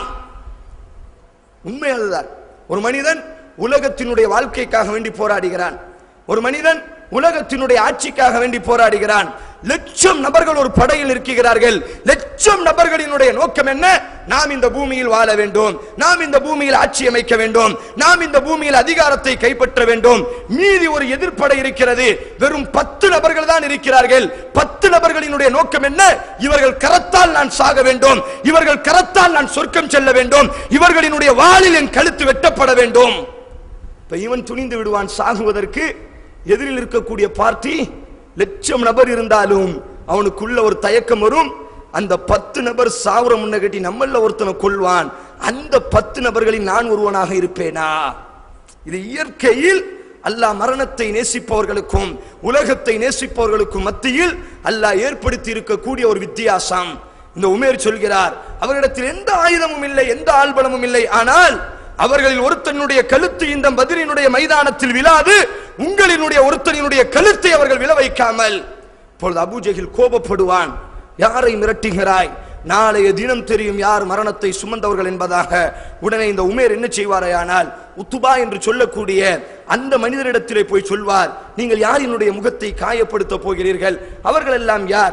ஒன்று நீங்கள் அவர்களை வெற்றி பெற்றால் உங்களினுடைய மகன்கள், உங்களினுடைய மச்சாமார்கள், உங்களினுடைய மாமன்மார்கள், உங்களினுடைய சகோதரர்கள், அவர்களுடைய முகத்தை நீங்கள் காயப்படுத்தினால், காயப்படுத்தி நீங்கள் வெற்றி பெற்றால் மதீனா மக்காவினுடைய வரலாறுகளில் நீங்கள் பதிவு செய்யப்படுவீர்கள். சொந்த குடும்பத்தையே வெட்டிய கூட்டம் என்பதாக நீங்கள் பதிவு செய்யப்படுவீர்கள். ஒரு கால். அவர்கள் கைகளினால் நீங்கள் கொலை செய்யப்பட்டார், அப்பொழுதும் நீங்கள் பதிவு செய்யப்படுவீர்கள் கோழைகள் என்பதாக. இந்த இரண்டு பதிவுகளும் எமக்கு கேவலம் தானே, நாம் ஏன் திரும்பி செல்லக்கூடாது, இவர்களோடு நாம் போராட வேண்டுமா என்பதாக உத்துபாவிடத்தில் அந்த உமேர் பேசும் பொழுது அந்த உத்துபா இப்பொழுது மைதானத்தில் கத்துவார், நாம் போராட வேண்டாம், எம்முடைய வியாபாரம் தான் பாதுகாப்பாக வந்து விட்டது, எம்முடைய வியாபாரத்தை தான் நாம் கைப்பற்றி விட்டோமே, ஏன் நம்முடைய சொந்த பந்தங்களினுடைய தலையை வெட்ட வேண்டும், நாங்கள் திரும்புங்கள் என்று சொல்லும் பொழுது அல்லாஹ் இந்த நாளை எதிரிகளினுடைய கழுத்தை வெட்டுவதற்காக வேண்டி அல்லாஹ் பழி வாங்கக்கூடிய நாளாக, அல்லாஹ் ஜிப்ரீலை இறக்கக்கூடிய நாளாக, சத்தியத்திற்கும் அசத்தியத்திற்கும் மத்தியில் இந்த பூமியில் சத்தியம் வாழ வேண்டுமா அசத்தியம் வாழ வேண்டுமா என்று ஃபுர்கான் பிரிக்கக்கூடிய நாளாக அல்லாஹ் தேர்ந்தெடுத்ததினால் இப்பொழுது அபூஜஹலினுடைய உள்ளத்தில் அல்லாஹ் கர்வத்தை போடுகிறான். அந்த அபூஜஹல் உத்துபாவை பார்த்து பேசுகிறான், என்ன உத்துபா, உன்னுடைய ஈர குலைகள் எல்லாம் சுருங்கி விட்டனவா, இது அரபுகள் ஒரு கோலையை பார்த்து கேட்டாலும் அந்த கோலைக்கு வீரம் வந்துவிடும். இந்த வார்த்தையை உத்துபாவை பார்த்து கேட்டவுடன் அந்த உத்துபா இப்பொழுது வீரம் வந்துவிடும். யாரினுடைய ஈரக்குலை சுருங்கியது என்பதாக நாம் நாளைய தினம் பார்க்கலாம் என்பதாக இப்பொழுது அந்த உத்துபாவும் கத்த ஆரம்பிப்பான். இப்படியாக இரண்டு படைகளை பற்றியும் இரண்டு படைகளுக்கு மத்தியில் தகவல்கள் பரிமாறப்படும். அல்லாஹ்வுடைய தூதர் ரசூலுல்லாஹி ஸல்லல்லாஹு அலைஹி வஸல்லம் அவர்கள் முக்கியமான ராணுவ தளமான மறுநாள் காலையில் ஃபஜ்ர் தொழுததற்கு பிறகு அல்லாஹ்வுடைய தூதர் ரசூலுல்லாஹ் வியாழக்கிழமை முக்கியமான ராணுவ தளமான பத்ரை நோக்கி தங்களினுடைய படையை அல்லாஹ்வுடைய தூதர் கிளப்புவார்கள். ஆனால் சஹாபாக்களிடத்தில் குதிரைகள் குறைவா, ஒரே ஒரு குதிரை தான் இருக்கும். சஹாபாக்களிடத்தில் 313 நபர்களுக்கு 100 ஒட்டகம் கூட இருக்காது. 3 நபர்களுக்கு ஒரு ஒட்டகம் வீதம் என்பதாக அல்லாஹ்வுடைய தூதர் பிரித்து கொடுப்பார்கள். ஒரு சஹாபி மேலே பயணம் செய்ய வேண்டும், 2 சஹாபாக்கள் நடக்க வேண்டும். அவரினுடைய நேரம் முடிந்தவுடன் மற்றொரு சஹாபி மேலே பயணம் செய்ய வேண்டும். இப்படியாக ஒவ்வொரு 3 சஹாபாக்களுக்கும் ஒரு ஒட்டகம் வீதமாக அல்லாஹ்வுடைய தூதர் பிரித்து கொடுக்கிறார். அலி ரலியல்லாஹு தஆலா அன்ஹு, ஸஅத் இப்னு முஆத் ரலியல்லாஹு தஆலா அன்ஹு, அல்லாஹ்வுடைய தூதர் இந்த மூவருக்கும் ஒரு ஒட்டகம். அல்லாஹ்வுடைய தூதரினுடைய நேரம் முடிந்தவுடன் இமாம் இப்னு ஹிப்பான் பதிவு செய்வார், இறங்கும் பொழுது இந்த 2 நபித்தோழர்களும் பிடிப்பார்கள். யா ரசூலல்லாஹ், யா ரசூலல்லாஹ், இந்த யுத்தத்தினுடைய கதாநாயகன் நீங்கள் தான் யா ரசூலல்லாஹ், இந்த யுத்தத்தினுடைய தளபதியும் நீங்கள் தான் யா ரசூலல்லாஹ். உலகத்தில் ஒரு யுத்தத்தினுடைய தளபதியை எந்த அளவிற்கு பாதுகாப்பார்கள், ஆனால் நாங்களுமோ நீங்களை ஒரு சாதாரண ஒட்டகத்தில் அமர வைக்கிறோம், இன்னும் அந்த நேரம் முடிந்தவுடன் நீங்கள் இறங்குகிறீர்களே, வேண்டாம், நீங்கள் அந்த ஒட்டகத்திலேயே பயணம் செய்யுங்கள், நாங்கள் எங்களுடைய நேரத்தை உங்களுக்கு விட்டு தருகிறோம் என்று சொல்லும் பொழுது அல்லாஹ்வுடைய தூதர் அந்த 2 சஹாபாக்களுடைய கைகளையும் தட்டிவிட்டு சொல்வார்கள், உங்களை விட எந்த விதத்திலும் நான் பலசாலி இல்லை, என்னை விட நீங்கள் எந்த விதத்திலும் பலசாலி இல்லை, நீங்கள் மாத்திரம் இந்த பத்ரினுடைய யுத்தத்தில் நன்மையை கொள்ளையடிக்கலாம் என்று நினைக்கிறீர்களா? அல்லாஹ் உன்னுடைய பாதையில் என் கால்களும் தூசி அடைய வேண்டும், அல்லாஹ் உன்னுடைய பாதையில் என் முகமும் புழுதி அடைய வேண்டும், அல்லாஹ் உன்னுடைய பாதையில் என் தலை என்னுடைய முடிகளும் மண்ணை கவ்வ வேண்டும், அதுவரை நானும் நன்மைக்காக வேண்டி போராடுவேன் என்பதாக அல்லாஹ்வுடைய தூதர் அந்த ஒட்டகத்தை விட்டு இறங்குவார். இப்பொழுது அலி ரலியல்லாஹு ஒட்டகத்தில் ஏறுவார்கள். அல்லாஹ்வுடைய தூதர் கயிறை இழுத்தவராக பத்ரினுடைய மைதானத்திற்கு வரும் பொழுது இரவினுடைய நேரமாக மாறிவிடும். அல்லாஹ்வுடைய தூதர் ரசூலுல்லாஹ் அந்த பத்ரினுடைய மைதானத்தில் ஒரு இடத்தில் கூடாரமிட்டு தங்குவதற்காக வேண்டி சஹாபாக்களை கட்டளையிடும் பொழுது இப்பொழுது அல்லாஹ்வுடைய தூதரிடத்தில் ஹிபாப் இப்னு முந்திர் என்று சொல்லக்கூடிய மிக நுணுக்கமான ஒரு நபித்தோழர் அல்லாஹ்வுடைய தூதரிடத்தில் கேட்பார், யா ரசூலல்லாஹ், யா ரசூலல்லாஹ், இந்த இடத்தில் கூடாரம் அமைய வேண்டும் என்று அல்லாஹ் உங்களுக்கு வஹி அறிவித்தானா, அல்லது நீங்கள் உங்களினுடைய ஆலோசனையை சொல்கிறீர்களா? உடனே அல்லாஹ்வுடைய தூதர் சொல்வார்கள், அல்லாஹ் உன்னுடைய வஹி அல்ல, என்னுடைய வெளிப்படையான அறிவை வைத்து இந்த இடத்தில் கூடாரத்தை அமைத்தால் மிக நன்றாக இருக்கும் என்பதாக நான் யோசிக்கிறேன். அந்த ஹிபாப் இப்னு முந்திர் சொல்வார், சத்தியமிட்டு சொல்கிறேன் யா ரசூலல்லாஹ், அல்லாஹ் உன்னுடைய வஹியாக இருந்தால் நாங்கள் இந்த இடத்திலேயே கட்டுப்படுவோம், ஆனால் இந்த இடம் நமக்கு தோதுவான இடம் இல்லை, இந்த பத்ரினுடைய மைதானத்தை நான் பார்த்திருக்கிறேன், இன்னும் ஆழமாக நாம் உள்ளே செல்லலாம், ஒட்டுமொத்த நீர்த்தொட்டிகள் பத்ரிலே நூற்றுக்கணக்கான நீர்த்தொட்டிகள் இருக்கிறது, எல்லா நீர்த்தொட்டிகளையும் நம்முடைய முதுகுக்கு பின்னால் நாம் கொண்டு வரலாம், ஒரே ஒரு நீர்த்தொட்டியை மாத்திரம் நாம் கையில் வைத்துக் கொண்டு மற்ற எல்லா நீர்த்தொட்டிகளையும் நாம் உடைத்து விடலாம். நாளைக்கு யுத்தம் நடக்கும் பொழுது எதிரிகள், யுத்தம் என்பதே ஒரு விதமான அதாவது ஒரு தாக்குதல் தான், எதிரிகள் தோற்க வேண்டும், இஸ்லாம் வெல்ல வேண்டும். அந்த அடிப்படையில் நாம் அவர்களுக்கு நீருக்காக வேண்டி அவர்களுக்கு தாகம் ஏற்படும் பொழுது அவர்களினுடைய பலம் குன்றிவிடும் யா ரசூலல்லாஹ், நாம் அந்த நீர்த்தொட்டிகளை பிடிக்காவிட்டால் அவர்கள் அந்த நீர் தொட்டிகளை பிடிப்பார்கள். நாளைய தினம் யுத்தம் நடக்கும் பொழுது அவர்கள் நீரை குடித்து பாலைவனத்தில் வலுவாகி விடுவார்கள். யா ரசூலல்லாஹ், அல்லாஹ்வுடைய தூதர் சொல்வார்கள், ரஜுலுன் அக்தா, இந்த மனிதன் தவறு செய்து விட்டான், இவர்தான் உண்மையை சொன்னார், இவரினுடைய ராணுவ திறமையின் அடிப்படையில் எம்முடைய பயணத்தை அமைத்துக் கொள்ளலாம் என்பதாக அந்த நபி தோழரினுடைய ஆலோசனைக்கு கட்டுப்பட்டு, அல்லாஹ் அக்பர், எப்படிப்பட்ட ஒரு தோழர்! உலகத்தில் யாரினுடைய கருத்தை அல்லாஹ் அங்கீகரிப்பானோ அவரினுடைய கருத்துக்கு மாற்றமாக ஒரு நல்ல கருத்து சொல்லப்பட்டால் தன்னுடைய சிந்தனையை, தன்னுடைய திட்டத்தை, தன்னுடைய மதிப்பை, நான் யார், என்னுடைய மதிப்பு என்ன, எதை பற்றியும் அல்லாஹ்வுடைய தூதர் யோசிக்காமல், நான் தவறு செய்து விட்டேன், இதை பற்றி உண்டான அறிவு எனக்கு இல்லை, இந்த முந்திரினுடைய திட்டத்தின் அடிப்படையில் நாம் பயணம் செய்யலாம் என்பதாக இப்பொழுது அந்த சஹாபி அழைத்து செல்கிறார். பத்ரினுடைய அந்த இருளிலே எல்லா நீர்த்தொட்டிகளையும் சஹாபாக்கள் உடைப்பார்கள். ஒரே ஒரு நீர்த்தொட்டியை மாத்திரம் தங்கள் முதுகுக்கு பின்னால் அமைத்தவர்களாக இப்பொழுது அந்த சஹாபாக்கள் பத்ரினுடைய மைதானத்தில் கூடாரத்தை அமைத்தவர்களாக இரவிலே, இப்பொழுது வியாழக்கிழமையினுடைய இரவு, நோன்பு 16ஆம் நோன்பு, ஹிஜ்ரி 2ஆம் ஆண்டு இப்பொழுது தங்க ஆரம்பிப்பார்கள். இப்பொழுது அல்லாஹ் ரப்புல் ஆலமீன் எவ்வளவுதான் ஈமானின் மீது நம்பிக்கை இருந்தாலும், எவ்வளவுதான் ஈமானை பற்றி ஒரு வலு இருந்தாலும், இயற்கையில் அல்லாஹ் எம்மை மனிதனாக படைத்திருப்பதினால் சஹாபாக்களினுடைய உள்ளங்கள் எல்லாம் கூடாரத்தில் ஒரு விதமான தயக்கம் ஏற்படுகிறது. எந்த ஒரு ஆயுதமும் இல்லை, எந்த ஒரு ஆள்பலமும் இல்லை, நாம் அழிக்கப்பட்டால் இதற்கு பிறகு இஸ்லாம் என்ன நிலைமைக்கு தள்ளப்படும் என்று ஒவ்வொரு சஹாபியும் அந்த கூடாரத்தில் உள்ளத்தால் வேதனைப்பட்டு கொண்டிருக்கும் பொழுது நின்று போர் செய்வதற்கு கூட ஒரு நல்ல இடம் இருக்காது. காரணம், எதிரிகள் முன்னாடி வந்ததினால் மேடான பகுதியை, யுத்தகலத்தை பொறுத்தவரையில் போராடும் பொழுது மேடான பகுதியை நாம் பிடிக்க வேண்டும், எதிரிகளுக்கு கீழான பகுதியை விட்டுவிட வேண்டும். அப்பொழுதுதான் நாம் மேடான பகுதிகளில் இருந்து எதிரிகளினுடைய கழுத்தை வெட்டுவது மிக லேசாக இருக்கும். எமக்கு கீழான பகுதிகள் கிடைத்தால் எம்மால் எதிரிகளினுடைய கழுத்தை வெட்ட முடியாது, எதிரிகள் எம்முடைய கழுத்தை வெட்டுவார்கள். ஆனால் சஹாபாக்களுக்கு கிடைத்ததுமோ கீழான பகுதியாக இருக்கும். எதிரிகள் மேடான பகுதியை இப்பொழுது அபகரித்து விடுவார்கள். சஹாபாக்களுக்கு மத்தியில் நின்று போராடுவதற்கு கூட ஒரு நல்ல ஒரு இடம் இல்லையே என்பதாக ஆயுதமும் ஆள்பலமும் எதுவுமே இல்லாமல் இந்த கூட்டத்தை எதிர்ப்பதற்காக வேண்டி வந்திருக்கிறோமே என்று ஒவ்வொரு சஹாபியும் உள்ளத்தால் வேதனைப்பட்டு கொண்டிருக்கும் பொழுது அல்லாஹ் பத்ரினுடைய உதவியை இப்பொழுது ஒவ்வொன்றாக இறக்க ஆரம்பிக்கிறான். ஒவ்வொரு சஹாபிக்கும் அல்லாஹ் ஒரு நிம்மதியான தூக்கத்தை அல்லாஹ் சூரா தௌபாவில் பேசுவான், சூரா அன்ஃபாலில் அல்லாஹ் பேசுவான். எல்லா சஹாபாக்களுக்கும் நிம்மதியான ஒரு தூக்கத்தை அல்லாஹ் கொடுப்பான். ஒரு மனிதன் பல நாள் நடந்ததற்கு பிறகு, பல யோசனைகளுக்கு பிறகு கொஞ்சம் தூங்கி எழுந்திருப்பானேயானால் உள்ளங்களினால் அவனுக்கு ஒரு ரிலாக்ஸ் ஏற்படும். இப்பொழுது அந்த நபித்தோழர்கள் அனைவர்களுக்குமே இப்பொழுது அல்லாஹ் சூரா அன்ஃபாலில் பேசுவான். எல்லா நபித்தோழர்களுக்கும் ஒரு விதமான தூக்கத்தை அல்லாஹ் ஏற்படுத்துவான். அவர்கள் தூங்கி கொண்டிருக்கும் பொழுதே வானத்தில் இருந்து அல்லாஹ் மிகப்பெரிய ஒரு மலையை பொழிய வைப்பான். இப்பொழுது எதிரிகளினுடைய பூமிகள் பெரிய ஒரு மலை பாலைவனத்தில் பொழிய ஆரம்பிக்குமையானால் கீழான பகுதிகள் மேலான பகுதியாக மாறிவிடும், மேலான பகுதிகள் கீழான பகுதியாக மாறிவிடும். இப்பொழுது அல்லாஹ் வானத்திலிருந்து மலையை பொழிய வைக்க ஆரம்பித்தவுடன் எதிரிகளினுடைய பூமி அப்படி மண் அரிப்புகளால் கீழே செல்ல ஆரம்பிக்கிறது. சஹாபாக்களினுடைய பூமி அந்த அரித்து வந்த மண்ணுகள் அப்படி சேர்ந்து சேர்ந்து சேர்ந்து இவர்களினுடைய பூமி மேடான பகுதியாக மாறிவிடுகிறது. இப்பொழுது எல்லா சஹாபாக்களும் தூங்குகிறார்கள். இமாம் புகாரி பதிவு செய்கிறார், அல்லாஹ்வுடைய தூதரும் அந்த சஹாபாக்களுக்கு மத்தியில் தூங்கும் பொழுது இப்பொழுது அல்லாஹ்வுடைய தூதர் எழுந்திருக்கிறார். தன்னுடைய மேடாடையை அணிந்தவராக பத்ரினுடைய மைதானத்திற்கு அந்த இரவு நேரத்தில் வருவார். பத்ரிலே ஒரு மரம் இருக்கும், அந்த மரத்திற்கு பக்கத்தில் அல்லாஹ்வுடைய தூதர் தொழுவார். தொழுது கொண்டிருக்கும் பொழுதே அல்லாஹ்வுடைய தூதர் கைகளை தூக்கி, அல்லாஹும் அல்லாஹுவே இன் துகுலிக ஹாதிகில் அசாபா, 15 வருட உழைப்பிற்கு பிறகு நான் ஒரு ஈமானிய கூட்டத்தை இந்த இடத்திற்கு கொண்டு வந்திருக்கிறேன். யா அல்லாஹ், எண்ணிலடங்காத சோதனைகளை பெற்ற இந்த கூட்டம் எந்த ஒரு ஆயுதமும் இல்லாமல், எந்த ஒரு ஆள்பலமும் இல்லாமல், எந்த ஒரு திட்டமும் இல்லாமல், நின்று போராடுவதற்கு கூட ஒரு நல்ல இடம் இல்லாமல் இந்த கூட்டம் முன்னோடி நாடி வந்திருக்கிறது. யா அல்லாஹ், இன் துஹ்லிக ஹாதிகில் அஸாபா, நாளைக்கு ஒரு கால் நாங்கள் செய்த பாவங்களினால் எங்களுக்கு நீ நாளைக்கு தோல்வியை கொடுத்து விட்டால், நாளைக்கு இந்த கூட்டத்தை நீ அழிப்பாய் என்று சொன்னால் இதற்கு பிறகு நீ இந்த பூமியில் வணங்கப்பட மாட்டாய். யா அல்லாஹ், சஹாபாக்களினுடைய ஈமானை பாருங்கள்.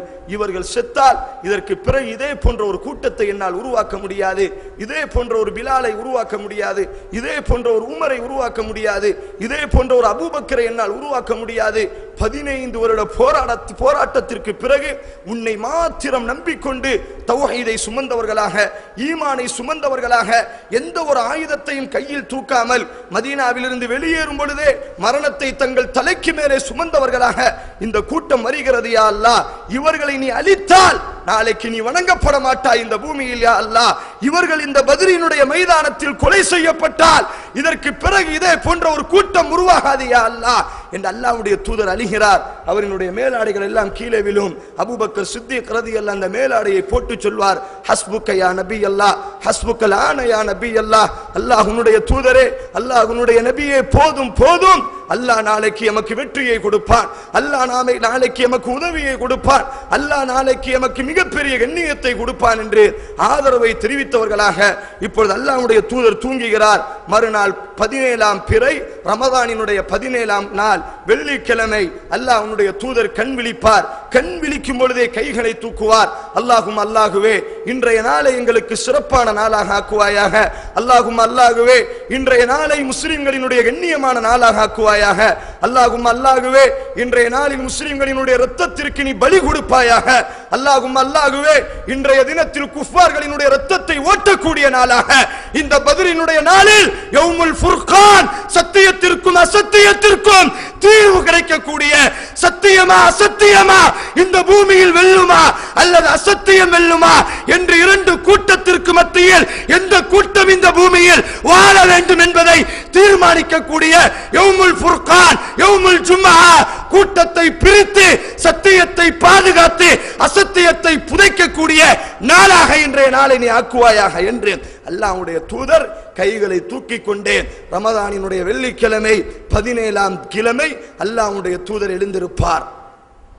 இப்பொழுது இரண்டு கூட்டமும் அல்லாஹ்வுடைய தூதர் பிரார்த்தித்ததை போன்று சத்தியத்திற்கும் அசத்தியத்திற்கும் தீர்வு கிடைக்கக்கூடிய அந்த நாளில் இப்பொழுது இரண்டு கூட்டமும் படையை நோக்கி வருவார்கள். பத்ரினுடைய மைதானத்திற்கு இரண்டு கூட்டமும் வரும். இமாம் இப்னு மாஜா ரஹ்மஹுல்லாஹ் பதிவு செய்கிறார், அல்லாஹ்வுடைய தூதர் ரசூலுல்லாஹி ஸல்லல்லாஹு அலைஹி வஸல்லம் இப்பொழுது தன்னுடைய தோழர்களோடு அந்த படைகளுக்கு மத்தியில் நின்று பேசுவார். இஸ்தாஉ சுஃபுஃபக்கும், உங்கள் வரிசைகளை எல்லாம் நீங்கள் சரிப்படுத்துங்கள், தொழுகையில் நீங்கள் எப்படி இருப்பீர்களோ அதே போன்று நீங்கள் நின்று கொள்ளுங்கள் என்று சொல்லும் பொழுது சவாத் என்று சொல்லக்கூடிய ஒரு நபித்தோழர் மாத்திரம் அவரினுடைய வயிறை மாத்திரம் தென்னியவராக, அவரினுடைய காலை அந்த சஃபிலிருந்து கொஞ்சம் தூக்கியவராக நிற்கும் பொழுது அல்லாஹ்வுடைய தூதர் இஸ்தவு யா சவாத், சவாதே உன்னுடைய வரிசையை சரி செய் என்பதாக அல்லாஹ்வுடைய தூதர் மொழிவார்கள். ஆனால் அந்த சவாத் என்று சொல்லக்கூடிய நபித்தோழர் காது கொடுத்து கேட்க மாட்டார். அல்லாஹ்வுடைய தூதர் ரசூலுல்லாஹி ஸல்லல்லாஹு அலைஹி வஸல்லம் தன் கையில் வைத்திருக்கக்கூடிய அந்த ஒரு குச்சை கொண்டு அவரினுடைய வயிற்றிலோ அல்லது அவரினுடைய முதுகிலோ அல்லாஹ்வுடைய தூதர் கொஞ்சம் தட்டுவார்கள். உன்னுடைய சஃபை சரி செய் என்பதாக தட்டும் பொழுது அந்த நபித்தோழர் சொல்வார், யா ரசூலல்லாஹ், தன்னுடைய அந்த கமீஸ் என்று பதிவு செய்யப்படும் தன்னுடைய அந்த சட்டையை தூக்கியவராக நீங்கள் எனக்கு வேதனை செய்து விட்டீர்கள், நான் உங்களுக்கு வேதனை செய்யாத வரை நான் சஃபை சரி செய்ய மாட்டேன். உடனே அல்லாஹ்வுடைய தூதர் ரசூலுல்லாஹி ஸல்லல்லாஹு அலைஹி வஸல்லம் தன்னுடைய அந்த சட்டையை தூக்கும் பொழுது அந்த சவாத் எப்படி அல்லாஹ்வுடைய தூதர் ரசூலுல்லாஹி ஸல்லல்லாஹு அலைஹி வஸல்லம் அவர்களுக்கு பின்னால் சென்று அல்லாஹ்வுடைய தூதரினுடைய தோலை கெட்டி பிடித்தவராக, அல்லாஹ்வுடைய தூதரினுடைய முதுகை முத்தியவராக இப்பொழுது அல்லாஹ்வுடைய தூதரை கெட்டி பிடிக்க ஆரம்பிப்பார். மஹமலக பிஹாதா யா ஷை யா சவாத், சவாதே என்ன ஒரு செயலை நீ செய்து கொண்டிருக்கிறாய், என்ன ஒரு காரியத்தை நீ செய்து கொண்டிருக்கிறாய், எப்படிப்பட்ட ஒரு ஏன் இப்படிப்பட்ட ஒரு சூழ்நிலையை நீ செய்தாய்? அப்பொழுது நபித்தோழர் சொல்வார், இன்னி அரா யா ரசூலல்லாஹ், இந்த பத்ரினுடைய நாள் சத்தியத்தையும் அசத்தியத்தையும் பிரித்து காமிக்கக்கூடிய அந்த ஃபுர்கானினுடைய நாளில் நீங்கள் பார்க்கிறீர்களா இல்லையா, நான் பார்க்கிறேனா இல்லையா, என்ன நடக்கும் என்று எனக்கு தெரியவில்லை, நான் ஆசைப்படுகிறேன் என்னுடைய மரணம் இந்த நேரத்தில் ஏற்படலாம், இந்த யுத்தத்தில் ஒரு கால் என்னுடைய கழுத்து வெட்டப்படலாம், அப்படி வெட்டப்படுவதற்கு முன்னால் தமஸ்ஸதி என்னுடைய உடம்பு பட வேண்டும், பிஜில்தி பிஜில்திக உங்களினுடைய தோலோடு என்னுடைய தோல் பட வேண்டும் யா ரசூலல்லாஹ், உங்கள் உடம்போடு என்னுடைய உடம்பு பட வேண்டும் யா ரசூலல்லாஹ், ஒரு கால் இந்த யுத்தத்தில் நான் ஷஹீதாகலாம், இந்த உடம்பு கடைசி ஒரு உடம்பை கெட்டி பிடித்திருக்குமையானால், இந்த உடம்பை ஒரு உடம்பு தடவி இருக்குமையானால் அது உங்களினுடைய உடம்பாகத்தான் இருக்க வேண்டும் யா ரசூலல்லாஹ் என்று அல்லாஹ்வுடைய தூதரை கெட்டி பிடிக்கும் பொழுது அல்லாஹ்வுடைய தூதர் தன்னுடைய கரத்தை கொண்டு அப்படி அந்த சவாதை மீண்டும் அல்லாஹ்வுடைய தூதர் அணைப்பார்கள். உண்மையில் அந்த சவாத் ரலியல்லாஹு தஆலா அன்ஹு அந்த பத்ரினுடைய யுத்தத்தில் அந்த சத்தியத்தையும் அசத்தியத்தையும் பிரித்து காமிக்கக்கூடிய ஃபுர்கானினுடைய நாளில் அந்த சஹாபி ஷஹீதாகி விடுவார். இது அல்லாஹ்வுடைய தூதர் அந்த மைதானத்தில் நடைபெற்ற சம்பவங்கள் எல்லாம். இப்பொழுது அல்லாஹ்வுடைய தூதர் ரசூலுல்லாஹி ஸல்லல்லாஹு அலைஹி வஸல்லம் தன்னுடைய சஃப்புகளை எல்லாம் சரி செய்ததற்கு பிறகு எதிரிகளினுடைய கூட்டம் இப்பொழுது படைக்கு வருவார்கள். இமாம் இப்னு மாஜா பதிவு செய்வார், அபூ ஜஹில் கைகளை தூக்குவான், அல்லாஹுவே அல்லாஹுவே, இந்த முஹம்மது யார் தெரியுமா, இந்த முஹம்மது யார் தெரியுமா, தந்தைக்கு எதிராக மகனை உருவாக்கினார், மகனுக்கு எதிராக தந்தையை உருவாக்கினார், நீ எண்ணியப்படுத்திய லாத்தையும் உஸ்ஸாவையும் கேவலப்படுத்தினார், இன்றைய தினத்தில் நீ யாரை விரும்புகிறாயோ அவர்களுக்கு நீ வெற்றியை கொடுப்பாயாக, லாத்துக்கும் உஸ்ஸாவிற்கும் நீ கண்ணியத்தை கொடுப்பாயாக என்பதாக இந்த உம்மத்தினுடைய மிகப்பெரிய ஒரு ஃபிரௌன் அல்லாஹ்விடத்தில் பிரார்த்தித்துக் கொண்டிருக்கிறான். அல்லாஹ்வுடைய தூதர் அந்த செயலை பார்த்து ஒரு புன்முறுவல் பூப்பார்கள். இப்பொழுது அல்லாஹ்வுடைய தூதர் ரசூலுல்லாஹி ஸல்லல்லாஹு அலைஹி வஸல்லம் தன்னுடைய அந்த கூட்டத்தோடு இப்பொழுது பிரச்சாரம் செய்வார்கள், இப்பொழுது பயான் நடத்துவார்கள். என்னுடைய தோழர்களே, என்னுடைய தோழர்களே, என்னுடைய கட்டளை வராமல் இந்த இடத்தை விட்டு நீங்கள் விலக வேண்டாம். எதிரிகள் உங்களின் பக்கம் விரைவாக வந்தாலும் சரியே, என்னுடைய கட்டளை வராமல் நீங்கள் எதிரிகளினுடைய அம்புகளை நீங்கள் குறிபார்க்க வேண்டாம். உங்களினுடைய அம்புகள் எதிரிகளை நோக்கி பாய வேண்டாம். உங்களினுடைய கால்கள் இந்த இடத்தை விட்டு விலக வேண்டாம். இந்த யுத்தத்தில், இந்த ஃபுர்கானினுடைய இந்த நாளில், இந்த பத்ரினுடைய இந்த தினத்தில் எம்முடைய கழுத்து வெட்டப்பட்டாலும் சரி, அல்லது அவர்களினுடைய கழுத்து வெட்டப்பட்டாலும் சரி, அவர்கள் ஓடினாலும் சரி, அல்லது நாம் திணறினாலும் சரி, எது இந்த தேசத்தில் இன்றைய தினத்தில் இந்த மைதானத்தில் நடந்தாலும் ஒரே ஒரு வார்த்தை மாத்திரம்தான், இந்த பத்ரில் இருந்து வெளியேற வேண்டும், அஹதுன் அஹத் என்று சொல்லக்கூடிய இந்த ஒரே ஒரு கோஷத்தை தவிர வேற எந்த கோஷமும் இந்த மைதானத்தில் ஒலிக்க வேண்டாம். எம்முடைய கழுத்து வெட்டப்பட்டால் அஹதுன் அஹத் என்று மொழியுங்கள், அவர்களினுடைய கழுத்து வெட்டப்பட்டாலும் அஹதுன் அஹத் என்று மொழியுங்கள். எந்த சூழ்நிலையிலும் எந்த வார்த்தையும் மொழிய வேண்டாம். அஹதுன் அஹத் என்று சொல்லக்கூடிய இந்த ஒரு வார்த்தையை தவிர வேற எந்த ஒரு வார்த்தையையும் நீங்கள் மொழிய வேண்டாம் என்பதாக அல்லாஹ்வுடைய தூதர் ரசூலுல்லாஹ் பேசும் பொழுது சாத் இப்னு முஆத் வருகிறார். யா ரசூலல்லாஹ், நீங்கள் எங்களினுடைய ராணுவ தளபதியாக இருக்கிறீர்கள், நீங்கள் எங்களினுடைய மிகப்பெரிய தலைவராக இருக்கிறீர்கள், நீங்க கீழே நின்றால் ஒரு கால் உங்களின் மீது அவர்கள் அம்புகளை எறிந்து விடலாம். ஆதலால் உங்களுக்காக வேண்டி நாங்கள் ஒரு பரணை ஏற்பாடு செய்கிறோம். உங்களுக்காக வேண்டி ஒட்டகத்திற்கு மேலே அல்லது மரத்திற்கு மேலே அமரக்கூடிய ஒரு சிறிய கூடாரத்தை ஏற்பாடு செய்கிறோம். அந்த கூடாரத்தில் அமர்ந்து கொண்டு எங்களுக்கு நீங்கள் கட்டளையிட்டுக் கொண்டே இருங்கள். ஒரு கால் எங்களினுடைய ஜனாசாக்களை தாண்டித்தான் யா ரசூலல்லாஹ், ஒட்டுமொத்த முஸ்லிம்களினுடைய ஜனாசாக்களை மிதித்துதான் அந்த பரணை, அந்த குஃபார்கள் தாக்குதல் நடத்த முடியும். அப்படி நீங்கள் பரணில் அமைந்திருக்கும் பொழுது எங்களினுடைய ஜனாசாக்களின் மீது குஃபார்களினுடைய குதிரை நடப்பதை நீங்கள் பார்த்தால், உங்களினுடைய பரனுக்கு கீழே ஒரே ஒரு குதிரை தான் நம்மிடத்தில் உண்டு, அந்த வெள்ளை குதிரையை அந்த பரனுக்கு கீழே நாங்கள் கட்டுகிறோம். நீங்கள் அந்த பரனில் இருந்து குதித்து இந்த வெள்ளை குதிரையிலிருந்து தப்பித்து உங்களை உயிருக்காக வேண்டி பயந்து ஓட சொல்லவில்லை. எங்களை விட மதீனாவில் ஒரு கூட்டம் உங்களை நேசித்துக் கொண்டிருக்கிறது. அவர்களுக்கு தெரியாது இது யௌமுல் ஃபுர்கான், சத்தியத்தையும் அசத்தியத்தையும் பிரித்து காமிக்கக்கூடிய நாள் என்பதாக அந்த கூட்டத்திற்கு தெரியாது. ஆதலால் அந்த குதிரையில் தப்பித்து நீங்கள் மதீனாவிற்கு சென்று அங்கிருந்து ஒரு படையை திரட்டி எங்களினுடைய ஜனாசாக்களின் மீது நீங்கள் நடந்து கொண்டு மீண்டும் அவர்களை ஜனாசாவாக உருவாக்குங்கள். ஆனால் சத்தியமிட்டு சொல்கிறோம், அந்த பரணை அந்த குஃபார்கள் தாக்குதல் நடத்த முடியாது, எங்கள் ஜனாசாக்களின் மீது மிதித்தாலே தவிர என்று அல்லாஹ்வுடைய தூதருக்கு சொல்ல பொழுது அல்லாஹ்வுடைய தூதர் கட்டளையிடுவார்கள், எனக்கென்று ஒரு பரணை அமையுங்கள் என்பதாக. அந்த அடிப்படையில் அல்லாஹ்வுடைய தூதருக்கு அந்த பத்ரினுடைய மைதானத்தில் ஒரு பரண் அமைக்கப்படும். இப்பொழுது அந்த அரபுகளினுடைய வழக்கம், இரண்டு கூட்டங்கள் மோதுவதற்கு முன்னால் தனித்தனி நபராக மோத வேண்டும்.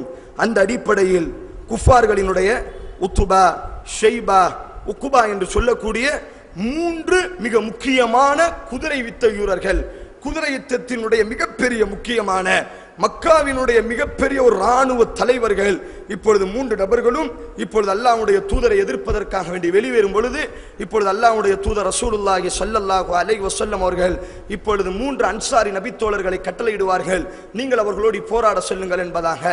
அவர்கள் வாளை வைத்து போராடும் பொழுது அந்த உத்துபா, ஷைபா, வலீத் இப்னு முகைர் என்று சொல்லக்கூடிய அந்த மூவரும் போராடாமல் வாளை கீழே வைத்து விடுவார்கள். கேட்பார்கள், நீங்கள் யார்? அவர்கள் சொல்வார்கள், நஹ்னு அன்சார், நாங்கள் எல்லாம் மதீனாவினுடைய அன்சாரிகள். உடனே அந்த மக்கா குறைஷிகள் சொல்வார்கள், உங்களுக்கும் எமக்கும் இன்றைய தினம் பகையில்லை, முஹம்மதே உன்னுடைய குடும்பத்தை பாதுகாத்து விட்டு அன்சாரிகளை நீ எங்களிடத்தில் அனுப்பி வைக்கிறாயா, உன்னுடைய குடும்பத்திலிருந்து நீ ஆளை அனுப்பி என்று சொன்னவுடன் இமாம் புகாரி ரஹிமகுல்லாஹ் பதிவு செய்வார்கள், கும் யா ஹம்சா, கும் யா அலி, கும் யா உபாதா, அல்லாஹ்வுடைய தூதரினுடைய இரத்த சொந்தமான இந்த 3 நபித்தோழர்களையும் அல்லாஹ்வுடைய தூதர் அனுப்புவார்கள். அவர்கள் கவசம் அணிந்திருப்பதினால் அந்த மக்கா குறைஷிகள் கேட்பார்கள், நீங்கள் யார்? அவர்கள் சொல்வார்கள், நாங்கள் எல்லாம் அஹ்லுல் பைத்துன், நபியினுடைய குடும்பத்தை சார்ந்தவர்கள் என்று சொன்னவுடன் அந்த 3 நபர்களும் சொல்வார்கள், கிஃபாவுல் கிராம், சங்கையான எதிரிகள் தான் எங்களிடத்தில் வந்திருக்கிறீர்கள் என்று. இந்த 3 நபர்களும் அவர்களோடு போராட ஆரம்பிக்கும் பொழுது அலி ரலியல்லாஹு தஆலா அன்ஹு, ஹம்ஸா ரலியல்லாஹு தஆலா அன்ஹு அவர்கள் உத்பாவையும் ஷைபாவையும் இப்பொழுது போராடுவார்கள். இந்த 2 நபர்களும் வாளை சுழற்றிய விதத்திலேயே எதிரிகளினுடைய 2 தலைகளையும் வெட்டி விடுவார்கள். இஸ்லாமிய உம்மத்தினுடைய முதல் முறையாக அடி வாங்கிய சமூகம், விரட்டப்பட்ட சமூகம், கேவலப்படுத்தப்பட்ட சமூகம். எந்த மக்காவில் யாரால் வேதனை செய்யப்பட்டார்களோ, எந்த தேசத்திலிருந்து விரட்டி அடிக்கப்பட்டார்களோ, இஸ்லாமிய உம்மத் முதல் முறையாக கழுத்துகளை வெட்ட ஆரம்பிக்கிறது. பத்ரினுடைய மைதானத்தில் கோஷம் முழங்கப்படுகிறது, அஹதுன் அஹத் என்பதாக. ஆனால் உபாதா இப்னு ஹாரிசா என்ற நபித்தோழரை மாத்திரம் வலீத் இப்னு முகீர் என்று சொல்லக்கூடிய எதிரி அவர் வெட்ட முயற்சி செய்யும் பொழுது அவரினுடைய முதுகை கிழித்து விடுவார். இப்பொழுது அவரை குத்துவதற்காக வேண்டி வலீத் இப்னு முகீரா என்ற காஃபிர் தயாராகும் பொழுது ஹம்ஸா ரலியல்லாஹு தஆலா அன்ஹு அவர்கள் அந்த வலீத் இப்னு முகீராவினுடைய கழுத்தையும் வெட்டுவார்கள். எடுத்த எடுப்பிலேயே குஃபார்களினுடைய 3 தலைகள் இப்பொழுது விழ ஆரம்பித்து விடும். இப்பொழுது அல்லாஹ்வுடைய தூதர் ரசூலுல்லாஹ் தன்னுடைய 3 நபித்தோழர்களும் அழைப்பார்கள். இப்பொழுது அபூஜஹில் கைகளை காமிக்க ஆரம்பித்து விடுவான். இப்பொழுது அபூஜஹில் கட்டளையிட ஆரம்பித்து விடுவான். அந்த குஃபார்கள் எல்லாம், அந்த எதிரிகள் எல்லாம் இப்பொழுது இஸ்லாமிய படையை முன்னோக்கி வந்து கொண்டே இருக்கும் பொழுது அல்லாஹ்வுடைய தூதர் சொல்வார்கள், உங்கள் இடத்திலேயே நில்லுங்கள், அவர்கள் உள்ளே வர அனுமதி அளியுங்கள், அவர்கள் உள்ளே வரட்டும் என்பதாக அல்லாஹ்வுடைய தூதர் பொறுமையாக இருப்பார்கள். அந்த கூட்டம் விரி பிடித்தவர்களை போன்று இப்பொழுது சஹாபாக்களை வெட்டுவதற்காக வேண்டி தயாராக உள்ளே வரும் பொழுது அல்லாஹ்வுடைய தூதர் சொல்வார்கள், ஈட்டிகளை வைத்திருப்பவர்கள் எல்லாம் முன்னாடி வாருங்கள், வாளை அதாவது அம்புகளை வைத்திருப்பவர்கள் எல்லாம் பின்னாடி வாருங்கள் என்பதாக அல்லாஹ்வுடைய தூதர் கட்டளையிட்டவுடன் எதிரிகள் பார்ப்பார்கள், ஈட்டிகள் தானே, வாள் தானே என்பதாக இன்னும் விரைவாக உள்ளே நெருங்க ஆரம்பித்தவுடன் அல்லாஹ்வுடைய தூதர் ரசூலுல்லாஹ் ஹம்ஸா ரலியல்லாஹு ராணுவத்தினுடைய தளபதியாக இந்த யுத்தத்தை நியமித்திருப்பார்கள். ஹம்ஸாவிற்கு கண்ணை காமிப்பார்கள். இப்பொழுது ஹம்ஸா திட்டத்தை இடுவார், வாளை வைத்திருப்பவர்கள் எல்லாம் பின்னாடி வாருங்கள், அம்புகளை வைத்திருப்பவர்கள் எல்லாம் முன்னாடி வாருங்கள். எதிரிகள் பத்ரினுடைய அந்த மைதானத்தில் நெருக்கமாக வந்தவுடன், சஹாபாக்களுக்கு மிக நெருக்கமாக வந்தவுடன் அல்லாஹ்வுடைய தூதர் இப்பொழுது ஆரம்பிப்பார், அஹதுன் அஹத், எந்த ஒரு அம்பும் மீன்வரையும் செய்ய வேண்டாம், ஒவ்வொரு அம்புகளும் குஃபார்களினுடைய கழுத்துக்களை தைக்கட்டும், ஒவ்வொரு அம்புகளும் குஃபார்களினுடைய ஈர குலைகளை கிழிக்கட்டும். இப்பொழுது சஹாபாக்களுக்கு அல்லாஹ்வுடைய தூதர் கட்டளையிடுவார். ஒட்டுமொத்த சஹாபாக்களும் அம்புகளை எரிய ஆரம்பிப்பார்கள். அம்புகள் எரியப்பட்டு கொண்டிருக்கும் பொழுதே உமர் ரலியல்லாஹு அல்லாஹ் மற்றொரு தளபதியாக நியமித்திருப்பார்கள். உமர் ரலியல்லாஹு கட்டளையிடுவார்கள், ஒட்டுமொத்த அம்பு வைத்திருப்பவர்கள் பின்னாடி வரட்டும், வாளை வைத்திருப்பவர்கள் முன்னாடி வரட்டும். இப்பொழுது சஹாபாக்கள் யுத்தத்தோடு உள்ளே நுழைய ஆரம்பிப்பார்கள். அல்லாஹ்வுடைய தூதர் பரனில் இருந்து குதிப்பார், என்னுடைய சமூகமே, என்னுடைய சமூகமே, சயுகுஸமுல் ஜம்உ வ யுவல்லூன துபர், இந்த கூட்டம் விரண்டு ஓடும், என்னுடைய ஈமான் கொண்ட முஸ்லிமே, முக்பிலன் கைர முத்பிரா, உள்ளே சென்று கொண்டே இரு, எதிரிகளுடைய கழுத்தை வெட்டி கொண்டே இரு. யார் எதிரிகளினுடைய கழுத்தை வெட்டுவாரோ, எதிரிகளினுடைய கரத்தால் வெட்டுப்படுவாரோ, யார் புறமுதுகு காட்டாமல் பத்ரினுடைய மைதானத்தை முன்னோக்கி ஓடுபவர்களுக்கு அல்லாஹ் சொர்க்கத்தை தயாராக வைத்திருக்கிறார். அல்லாஹ் அரிசியிலிருந்து இப்பொழுது வானவர்களுக்கு வஹி அறிவிப்பான். நபிக்கு வஹி அறிவித்தான் என்று நீங்கள் கேள்விப்பட்டிருக்கலாம், நபிமார்களுக்கு வஹி அறிவித்தான் என்று நீங்கள் கேள்விப்பட்டிருக்கலாம். பத்ரினுடைய அந்த தினத்தில் அல்லாஹ் ஜிப்ரீலுக்கு வஹியை அறிவித்தான். இது யூஹி ரப்புக இலல் மலாயிகா, அல்லாஹ் சூரா தௌபாவில் பேசுவான், சூரா அன்ஃபாலில் அல்லாஹ் பேசுவான். இது யூஹி ரப்புக இலல் மலாயிகா, மலக்குகளுக்கு அல்லாஹ் வஹி அறிவித்தான், மலக்குகளுக்கு அல்லாஹ் வஹி அறிவித்தான். அன்னி முமித்துக்கும், அன்னி முமித்துக்கும், என்னுடைய ஈமான் கொண்ட படை, என்னுடைய முஸ்லிம்கள் பத்ரில் இப்பொழுது நுழைந்து விட்டார்கள், என்னுடைய வானவர்களே கீழே இறங்குங்கள், ஒவ்வொரு குஃபாரினுடைய நாடி நரம்புகளையும் நீங்கள் தளித்து விடுங்கள், நீங்கள் தளர்த்தி விடுங்கள், அன்னி மஅக்கும், உங்களோடு நான் இருக்கிறேன் என்பதாக அல்லாஹ் வஹி அறிவித்து ஆரம்பித்தவுடன் 1000 மாணவர்கள் இப்பொழுது இறங்குவார்கள், மீண்டும் 1000 மாணவர்கள் இறங்குவார்கள், மீண்டும் 1000 மாணவர்கள் இறங்குவார்கள். இமாம் புகாரி பதிவு செய்வார், இமாம் புகாரி பதிவு செய்வார். அல்லாஹ்வுடைய தூதர் அபூபக்கரை பிடிப்பார். அபுஷிரு யா அபூபக்கர், அபுஷிரு யா அபூபக்கர், அபூபக்கரை பாருங்கள், அபூபக்கரை பாருங்கள். ஆகத பிராஸ் ஜிப்ரீல், ஜிப்ரீல் தன்னுடைய குதிரையை பிடித்தவராக எதிரிகளினுடைய கழுத்தை வெட்டி கொண்டிருக்கிறார். சஹாபாக்கள் சொல்வார்கள், ஸஅத் இப்னு முஆத் சொல்கிறார், யா ரசூலல்லாஹ், வாளை தூக்கினால் எதிரிகளுடைய முகங்கள் எல்லாம் கிழிய ஆரம்பிக்கிறது. அல்லாஹ்வுடைய தூதர் சொல்வார், ஸஅதே ஸஅதே, உன் பக்கத்தில் ஜிப்ரீல் நிற்கிறார், அலியே உன் பக்கத்தில் மீகாயில் நிற்கிறார். ஒட்டுமொத்த வானவர்கள் இப்பொழுது அணி அணியாக முமித்துக்கும், சஹாபாக்களை வலுப்படுத்துவதற்காக வேண்டி, சஹாபாக்களை பாதுகாப்பதற்காக வேண்டி இப்பொழுது இந்த கூட்டம் இறங்க ஆரம்பிக்கும். அல்லாஹ்வுடைய தூதர் கைகளை தூக்குவார். யா அல்லாஹ், யா அல்லாஹ், நீ சொன்னாய் ஈமானுக்கு வெற்றியை கொடுப்பேன் என்பதாக. ஈமானை பத்ரில் நான் நிறுத்தியிருக்கிறேன். உன்னுடைய வாக்கை உண்மைப்படுத்தியா அல்லாஹ், உன்னுடைய வாக்கை நீ உண்மைப்படுத்தியா அல்லாஹ். வஹஸ்ஸ ஜுண்டா, உன்னுடைய படைக்கு நீ உதவியை கொடியா அல்லாஹ். வஹஸமல் அஹ்ஸாப வஹ்தா, நீ தனியாக இறங்கி இந்த பத்ரினுடைய மைதானத்தில் எதிரிகளை துரத்தியா அல்லாஹ். லா இலாஹ இல்லல்லாஹ் வஹ்தா, நீதான் கடவுள் யா அல்லாஹ், வணங்குவதற்கு நீதான் தகுதியானவன், நீதான் ஒருத்தன் மாத்திரம் தான் தகுதியானவன். வஸதக வஅதா, உன்னுடைய வாக்குறுதியை உண்மைப்படுத்தியா அல்லாஹ். அல்லாஹ்வுடைய தூதர் கத்துவார். எதிரிகளோடு இப்பொழுது அல்லாஹ்வுடைய தூதரும் இப்பொழுது முன்னே செல்லும் பொழுது சஹாபாக்கள் எல்லாம் அல்லாஹ்வுடைய தூதரினுடைய கரத்தை பிடிப்பார்கள்.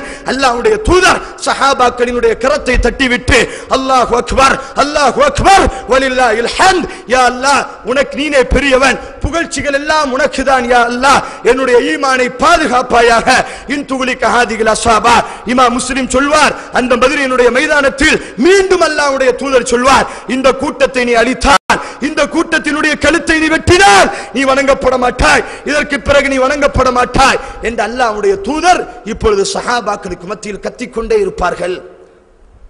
இப்பொழுது ஒரு நபித்தோழர் அல்லாஹ்வுடைய தூதரினுடைய இந்த சப்தத்தை கேட்டவுடன் இப்பொழுது ஒரு நபித்தோழர் வருவார். யா ரசூலல்லாஹ், யா ரசூலல்லாஹ், அல்லாஹ் வானம் பூமியை விட விசாலமான சொர்க்கத்தை கொடுப்பானா? அல்லாஹ்வுடைய தூதர் சொல்வார், கூ அன்ஃபுஸக்கும், கூ நீங்கள் எழுந்திருத்து செல்லுங்கள், ஜன்னத்தின் அர்துஹ ஸமாவாத்தி வல் அர்த், வானம் பூமியை விட விசாலமான சொர்க்கம் என்று சொன்னவுடன் அந்த நபித்தோழர் கேட்பார், வானம் பூமியை விட விசாலமான சொர்க்கம் யா ரசூலல்லாஹ்? அல்லாஹ்வுடைய தூதர் இமாம் புகாரி சொல்கிறார், ஆம். அந்த நபித்தோழர் கைகளில் பேரித்தம்பளத்தை சாப்பிடுவார். இப்பொழுது அந்த பேரித்தம்பளத்தை தூக்கி எறிந்து விட்டு சொல்வார், அல்லாஹ் உன்னுடைய தூதரினுடைய நாவில் இந்த யுத்தத்தில் செத்தால், இந்த யுத்தத்தில் ஷஹீதானால் வானம் பூமியை விட விசாலமான சொர்க்கம் என்று கேள்விப்பட்டதற்கு பிறகு இந்த பேரித்தம்பளத்தை சாப்பிடுவதற்கு ஒரு நேரம் தேவைப்படுமையானால் அந்த நேரம் கூட தவீலுல் உம்ரி, என் வாழ்க்கையில் மிக அதிகமான நேரம் தான் என்பதாக தூக்கி எறிந்து விட்டு அவர் அந்த யுத்தத்தில் ஷஹீதாகுவார். இப்பொழுது ஒரு நபித்தோழர் வருவார். இமாம் முஸ்லிம் பதிவு செய்கிறார், அல்லாஹ்வுடைய தூதர் ரசூலுல்லாஹி ஸல்லல்லாஹு அலைஹி வஸல்லம் அவரிடத்தில் கேட்பார், யா ரசூலல்லாஹ், இந்த பத்ரினுடைய நாளில் அல்லாஹ் எப்பொழுது சிரிப்பான் யா ரசூலல்லாஹ்? சஹாபாக்களுடைய சிந்தனையை பாருங்கள். இந்த பத்ரினுடைய நாளில் அல்லாஹ் எப்படி சிரிப்பான், எப்பொழுது சிரிப்பான் யா ரசூலல்லாஹ்? அல்லாஹ்வுடைய தூதர் ரசூலுல்லாஹி ஸல்லல்லாஹு அலைஹி வஸல்லம் அவர்கள் சொல்வார்கள், எந்த ஒரு ஆயுதமும் இல்லாமல், எந்த ஒரு கவசமும் இல்லாமல் தனியாக யுத்தகளத்திற்கு சென்று தன் கையால் எதிரிகளினுடைய வாளை உடைத்து அவர்கள் கையால் எவன் கொல்லப்படுகிறானோ அவனை பார்த்து அல்லாஹ் சிரிக்கிறான்.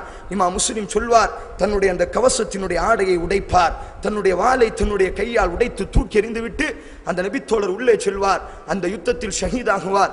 அல்லாஹ்வுடைய தூதர் அவர்களுடைய ஜனாசாவை பார்த்து சொல்வார், லாஹிகல்லா, அல்லாஹ் இவரை பார்த்து சிரித்துக் கொண்டிருக்கிறான் என்பதாக.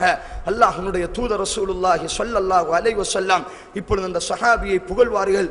இப்படியாக வானவர்கள் இறங்கிக் கொண்டிருக்கக்கூடிய இந்த சூழ்நிலையில் ரஹ்மான் இப்னு அவுஃப் என்ற நபித்தோழர் சொல்கிறார், நான் குதிரையில் நின்று கொண்டிருந்தேன், 2 சிறுவர்கள் வந்தார்கள். 2 நபர்களும் அன்சாரி சிறுவர்கள். அதிலே ஒருவரினுடைய பெயர் முஆத் முஅவ்வித் என்று சொல்லப்படும்.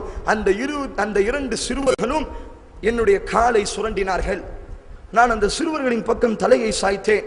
அப்பொழுது அந்த சிறுவர்கள் கேட்டார்கள், உங்களுக்கு அபூஜஹல் என்றால் யார் என்று தெரியுமா? இமாம் புகாரியினுடைய ரிப்போர்ட், உங்களுக்கு அபூஜஹல் என்றால் யார் என்று தெரியுமா? அப்பொழுது அந்த அப்துர் ரஹ்மான் இப்னு அவுஃப் சொன்னார், ஆம் எனக்கு தெரியும், நீங்கள் ஏன் அவனை தேடிக்கொண்டிருக்கிறீர்கள்? அப்பொழுது அந்த சிறுவர்கள் சொன்னார்கள், அல்லாஹ்வின் மீது சத்தியமாக அந்த அபூஜஹலை நாங்கள் பார்த்ததில்லை, ஆனால் அந்த அபூஜஹலை நாங்கள் பார்த்தால் எங்கள் தூதரை அவன் திட்டிக் கொண்டிருக்கிறான், எங்கள் தூதரை அவன் விமர்சித்துக் கொண்டிருக்கிறான். சவாதி சவாதா, ஒன்று அவனை பார்த்தால் நாங்கள் சாக வேண்டும் அல்லது அவன் சாக வேண்டும் என்பதாக அந்த சிறுவர்கள் பேச ஆரம்பித்தவுடன் இப்பொழுது அப்துல் ரஹ்மான் இப்னு அவுஃப் சொல்வார், அஜப்து, நான் ஆச்சரியப்பட்டேன். நாங்களே அவனை கண்டு பயந்து கொண்டிருக்கும் பொழுது ஒரு 2 சிறுவர்கள், ஒரு தாயினுடைய வளர்ப்பை பாருங்கள், ஒரு தாயினுடைய உருவாக்கத்தை பாருங்கள், அவனை பார்த்தது கூட இல்லை. ஆனால் அந்த சிறுவர்கள் பேசுகிறார்கள், சப்ப முஹம்மதா, என் தூதரை அவன் திட்டுகிறான், என் தூதரை அவன் விமர்சிக்கிறான். இப்பொழுது அப்துல் ரஹ்மான் இப்னு அவுஃப் சொல்வார், அதோ அதோ நின்று கொண்டிருக்கிறானே அவன் தான் அபூ ஜஹில், வெள்ளை குதிரையில் பயணம் செய்வான். இப்பொழுது அல்லாஹ்வுடைய தூதர் உருவாக்கிய அந்த 2 சிறுவர்களும் இப்பொழுது சிங்கங்களை போன்று பாய்ந்தவர்களாக, ஒருவன் அபூ ஜஹிலினுடைய குதிரையினுடைய காலை வெட்டுவான், மற்றொருவன் அபூ ஜஹிலினுடைய அந்த கழுத்தை வெட்ட ஆரம்பிப்பான். அவர்கள் சிறுவர்களாக இருந்ததினால் முழுமையாக அபூ ஜஹிலை வெட்ட மாட்டார்கள். குத்துயிரும் கொலையுருமாக போட்டுவிட்டு அல்லாஹ்வுடைய தூதரிடத்தில் வந்து, யா ரசூலல்லாஹ், நான் தான் வெட்டினேன். இல்லை யா ரசூலல்லாஹ், நான் தான் வெட்டினேன். அல்லாஹ்வுடைய தூதர் அந்த 2 சஹாபாக்கள், இந்த சிறு சஹாபாக்களினுடைய வாளை பார்ப்பார்கள், தடவி பார்ப்பார்கள். 2 வாளிலும் ரத்தம் படிந்திருக்கிறது, நீங்கள் இருவருமே வெட்டினீர்கள் என்பதாக அல்லாஹ்வுடைய தூதர் சொல்வார்கள். இப்னு மஸ்ஊதை அல்லாஹ்வுடைய தூதர் அழைப்பார்கள், அபூபக்கரை அல்லாஹ்வுடைய தூதர் அழைத்திருக்கலாம், உமரை அல்லாஹ்வுடைய தூதர் அழைத்திருக்கலாம், அலி ரலியல்லாஹு அல்லாஹ்வுடைய தூதர் அழைத்திருக்கலாம். ரலியல்லாஹு அன்ஹு அல்லாஹ் பழி வாங்க நாடினான், அல்லாஹ் பழி வாங்க நாடினான், ஈமானுக்கு அல்லாஹ் உதவி செய்ய நாடினான். இந்த உம்மத்தில் இஸ்லாத்திற்கு எதிராக யார் எத்தனை அக்கிரமத்தை செய்தாலும் ஒரு நாள் ஃபுர்கானினுடைய நாளை அல்லாஹ் உருவாக்குவான். ஒரு நாள் சத்தியத்திற்கும் அசத்தியத்திற்கும் மத்தியில் ஒரு சத்தியமான நாளை அல்லாஹ் உருவாக்குவான். அதற்கு மிக முக்கியமான ஒரு ஆதாரம், அல்லாஹ்வுடைய தூதர் இப்னு மஸ்ஊதை அழைக்கிறார்கள். யார் இந்த இப்னு மஸ்ஊத்? மக்காவினுடைய வீதியில் இதே இப்னு மஸ்ஊத் லா இலாஹ இல்லல்லாஹுவை மொழிந்ததற்கு தான் இந்த அபூ ஜஹில் அவரினுடைய கழுத்தில் மிதித்துக் கொண்டிருந்தான். இந்த அபூ ஜஹில் அந்த சஹாபியினுடைய முகத்திலே தன் சாட்டையை கொண்டு அடிப்பான். இதே இப்னு மஸ்ஊத் என்ற நபி தோழர் மக்காவிலே அர் ரஹ்மான் என்று சொல்லக்கூடிய இந்த அத்தியாயத்தை ஓதியதற்கு தான் இதே அபூ ஜஹில் என்று சொல்லக்கூடிய இந்த ஷைத்தான் அந்த நபி தோழரினுடைய கழுத்தில் மிதிப்பான். இப்பொழுது அல்லாஹ்வுடைய தூதர் இப்னு மஸ்ஊதை அழைத்து அவரினுடைய கையில் அல்லாஹ்வுடைய தூதர் வாளை கொடுப்பார். இந்த உம்மத்தினுடைய ஃபிரௌனை நீங்கள் கொலை செய்யுங்கள், உங்கள் கரத்தால் அவன் கொலை செய்யப்பட வேண்டும். இப்பொழுது இப்னு மஸ்ஊத் செல்வார், அந்த ஷைத்தான் குப்புறப்படுத்து கிடப்பான், அவனினுடைய முடியை தூக்குவார். நீந்தானே அபூ ஜஹில், நீந்தானே அபூ ஜஹில், அதுவல்லாஹி வ அதுவக்கும், எங்களினுடைய எதிரியும் அல்லாஹ்வுடைய எதிரியும் நீந்தானே. அப்பொழுது அந்த அபூ ஜஹில் கேட்பான், யுத்தத்தினுடைய நிலைமை என்ன? யுத்தத்தினுடைய நிலைமை என்ன? வலில்லாஹி இஸ்ஸத்தி வலி ரசூலி வலில் முஃமினீன, இன்றைய தினம் அல்லாஹ்வுக்கு கண்ணியம், இன்றைய தினம் அவன் தூதருக்கு கண்ணியம், இன்றைய தினம் அந்த தூதரை பின்பற்றிய முஃமின்களுக்கு கண்ணியம் என்று சொன்னவுடன் இப்பொழுது அந்த அபூ ஜஹிலினுடைய கழுத்தை இந்த சஹாபி மிதித்தவராக அவனினுடைய கழுத்தை அந்த இப்னு மஸ்ஊத் அறுப்பார். இது இப்னு மஸ்ஊதுக்கு மாத்திரமல்ல, அபூ ஜஹிலுக்கு மாத்திரமல்ல, உலகத்தில் இஸ்லாத்திற்கு எதிராக எவன் இயங்கினாலும் அல்லாஹ் ஒரு நாளை ஏற்படுத்துவான். எங்கள் கண்களில் ஏற்படுத்தலாம், அல்லது அவன் செத்ததற்கு பிறகு மறுமையில் அல்லாஹ் எங்கள் கண்களில் இப்படிப்பட்ட ஒரு நிலைமையை ஏற்படுத்துவான். அல்லாஹ்வுடைய தூதரிடத்தில் அந்த தலை கொண்டு வரும் பொழுது அல்லாஹ்வுடைய தூதர் சொல்வார், அல்லாஹு அக்பர், அல்லாஹு அக்பர், அல்லாஹு அக்பர், லா இலாஹ இல்லல்லாஹு அல்லாஹு அக்பர் வலில்லாஹில் ஹம்த். அல்லாஹ் பெரியவன், அல்லாஹ் பெரியவன், அல்லாஹ் பெரியவன், அவன் தான் வணங்குவதற்கு தகுதியானவன், புகழ்ச்சிகள் அனைத்தும் அவனுக்கு மாத்திரம்தான். இந்த உம்மத்தினுடைய ஃபிரௌன் இப்பொழுது கொலை செய்யப்பட்டு விட்டான். அடுத்து அல்லாஹ் ஒருவனை பழி வாங்குவான். இதே இந்த அஹதுன் அஹத் என்ற கோஷத்திற்கு தான் இந்த பிலால் இப்னு ரபாஹா பாலைவனத்தினுடைய மண்களில் சுடுபடுத்தப்பட்டார். இதே பிலால் இப்னு ரபாஹா கற்களை கொண்டு நாயை போன்று அடிக்கப்பட்டார். இதையெல்லாம் செய்தவன் உமையா என்று சொல்லக்கூடிய ஒரு கேடுகட்டவன், பிலால் இப்னு ரபாஹாவினுடைய எஜமானன். இப்பொழுது அல்லாஹ் பிலாலினுடைய கையில் வாளை கொடுக்கிறான். எந்த அஹதுன் அஹதுக்காக வேண்டி பாலைவனத்தில் கொடுமைப்படுத்தினானோ அந்த உமையாவை இப்பொழுது பிலாலினுடைய கண்ணில் அல்லாஹ் காட்டி கொடுக்கிறான். பிலாலே குத்து, பிலாலே அவனை குத்து, பிலாலே யார் உன்னை கொடுமை செய்தானோ இதுதான் அல்லாஹ், இதுதான் அல்லாஹ். அவர்கள் எத்தனை சூழ்ச்சிகள் செய்தாலும் அல்லாஹ் ஒரு நாள் சூழ்ச்சி செய்வான். அந்த சூழ்ச்சிகளை அவர்களுக்கு எதிராகவே அல்லாஹ் திருப்புவான். இந்த பிலால் ரலியல்லாஹ் இதே கோஷத்திற்காக வேண்டிதான் பாலைவனத்தில் கொடுமைப்படுத்தப்பட்டார். இப்பொழுது அந்த பிலாலினுடைய கரத்தில் அல்லாஹ் வாளை கொடுத்து எவன் கொடுமைப்படுத்தினானோ அவனை அல்லாஹ் கொலை செய்ய வைப்பான். இப்படியாக எதிரிகள் எல்லாம் பந்தாடப்படும் பொழுது, எதிரிகள் எல்லாம் இப்பொழுது வெட்டி வீழ்த்தப்படும் பொழுது இப்பொழுது எதிரிகள் எல்லாம் ஓட ஆரம்பிப்பார்கள். அல்லாஹ்வுடைய தூதர் ரசூலுல்லாஹி ஸல்லல்லாஹு அலைஹி வஸல்லம் தன்னுடைய சஹாபாக்களுக்கு கட்டளையிடுவார்கள், லா இலாஹ இல்லல்லாஹு வஹ்தஹு வஸதக வஅதஹு வநஸர அப்தஹு வஅஸ்ஸ ஜுந்தஹு வஹஸமல் அஹ்ஸாப வஹ்தஹு லா இலாஹ இல்லல்லாஹு வல்லாஹு அக்பர் வலில்லாஹில் ஹம்த் என்பதாக இந்த மைதானத்தில் புகழுங்கள் என்பதாக அல்லாஹ்வுடைய தூதர் கட்டளையிடுவார்கள். அந்த அடிப்படையில் அந்த மைதானத்தில் அல்லாஹ்வை புகழப்படும். 70 காஃபிர்கள் கொலை செய்யப்படுவார்கள். 70 காஃபிர்கள் விரண்டு ஓடி 70 காஃபிர்களை சஹாபாக்கள் கைது செய்வார்கள். ஒட்டுமொத்த காஃபிர்களும் இப்பொழுது ஓட ஆரம்பிப்பார்கள். இப்பொழுது யுத்தம் முஸ்லிம்களுக்கு சாதகமாக அல்லாஹ் ரப்புல் ஆலமீன் முஸ்லிம்களினுடைய கரத்தை உயர்த்தியவனாக ஒட்டுமொத்த மக்காவினுடைய மிகப்பெரிய தலைவர்கள் எல்லாம் அந்த யுத்தத்தில் கொலை செய்யப்பட்டு ஒட்டுமொத்த மக்காவினுடைய முக்கியமான தலைவர்கள் எல்லாம் அந்த யுத்தத்தில் கைது செய்யப்பட்டு இப்பொழுது முஸ்லிம்களினுடைய கரத்தை அல்லாஹ் எந்த ஒரு ஆயுதமும் இல்லாமல் எந்த ஒரு ஆள்பலமும் இல்லாமல் அல்லாஹ் ஈமானை கொண்டு அல்லாஹ் வெற்றியை கொடுத்தான். இறுதியாக அல்லாஹ்வுடைய தூதர் அந்த கைதிகளை பற்றி சஹாபாக்களிடத்தில் கேட்பார்கள், இந்த கைதிகளை நாம் என்ன செய்யலாம்? அப்பொழுது அபூபக்கர் சித்திக் ரலியல்லாஹு சொல்வார்கள், இவர்கள் நம் சொந்தம் இல்லையா, இவர்கள் நம் குடும்பம் இல்லையா, ஆதலால் நாம் இவர்களை விட்டுவிடலாம் யா ரசூலல்லாஹ், இவர்களிடத்திலிருந்து திய்யத்தை காசை வாங்கிக் கொண்டு இவர்களை விட்டுவிடலாம் என்று சொல்லும் பொழுது இந்த உம்மத்திலே சிறப்பான நபித்தோழர் உமர் ரலியல்லாஹு இடத்தில் கேட்கும் பொழுது உமர் ரலியல்லாஹு சொல்வார்கள், யா ரசூலல்லாஹ், உங்கள் சொந்தமும் இதிலே இருக்கிறார்கள், நீங்கள் கையை எடுங்கள். அபூபக்கரினுடைய சொந்தத்தை அவரிடத்தில் கொடுங்கள், என்னுடைய சொந்தத்தை என்னிடத்தில் கொடுங்கள், அலியினுடைய சொந்தத்தை அலியிடத்தில் கொடுங்கள், ஹம்சாவின் சொந்தத்தை ஹம்சாவிடத்தில் கொடுங்கள். ஒவ்வொருவரும் தங்கள் சொந்தத்தை மீண்டும் பத்ரினுடைய மைதானத்தில் வெட்டுவோம் யா ரசூலல்லாஹ், மீண்டும் இந்த குஃபார்களுக்கு புரிய வைப்போம். இந்த பத்ரில் ஈமானுக்கு தான் முக்கியமே தவிர குடும்பத்தினுடைய பாசத்திற்கு முக்கியம் இல்லை என்பதாக இன்றைய தினத்தில் புரிய வைப்போம் என்று சொல்லும் பொழுது அல்லாஹ்வுடைய தூதர் இலகிய மனம் படைத்தவராக இருந்ததினால் அல்லாஹ்வுடைய தூதர் இந்த ஆலோசனையை நிராகரித்து விட்டு அபூபக்கர் சித்திக் ரலியல்லாஹு அன்ஹுடைய ஆலோசனையை எடுத்துக்கொண்டு அந்த காஃபிர்களை காசு வாங்கி விட்டு விடுவார்கள். அல்லாஹ் சூரா அன்ஃபாலிலே கடைசியாக அல்லாஹ் பேசுவான்.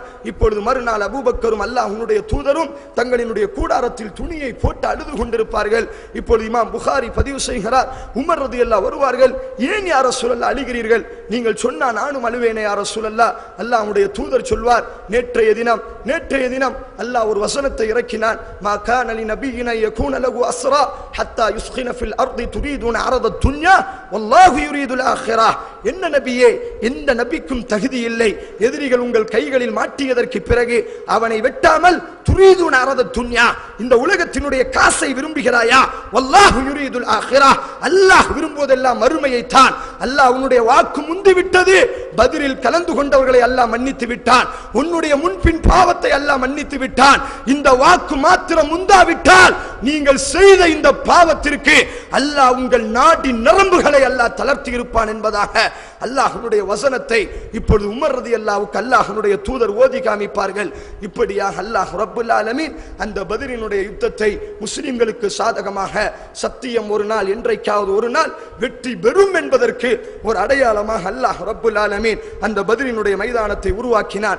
இதிலே மிக முக்கியமான ஒரு தகவல், ஒவ்வொரு நபித்தோழரும் தங்களினுடைய சொந்தத்தை வெட்டினார்கள். உமர் ரலியல்லாஹு தஆலா அன்ஹு அவர்களுடைய தாய்மாமன் ஆசிம் இப்னு ஹிஷாம் என்று சொல்லவர், உமரை வளர்த்தவர் இவர்தான். பத்ரினுடைய யுத்தத்தில் அவர்களுடைய தலை வரும் பொழுது தன்னுடைய கரத்தால் அழுதவராக தன் தாய்மாமனினுடைய கழுத்தை வெட்டுவார்கள்.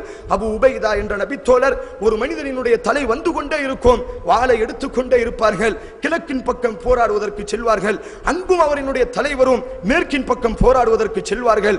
வாளை வெட்டாமல், வாளை கொண்டு அவரினுடைய தலையை வெட்டாமல் வாளை தூக்கி கொண்டே இருப்பார்கள். ஒரு கட்டத்தில் அவர்களால் பொறுக்க முடியாமல் கண்ணீர் வடித்தவராக அபு உபைதா ஒரு மனிதரினுடைய கழுத்தை வெட்டுவார்கள். யார் தெரியுமா அவர்? இந்த அபு உபைதாவை பெற்றெடுத்த தந்தை. இதுதான் ஈமான், இதுதான் பத்ரில் கிடைத்த வெற்றி. ஆயுதங்களையும் அரசியங்களையும் வலுப்படுத்த வேண்டும்.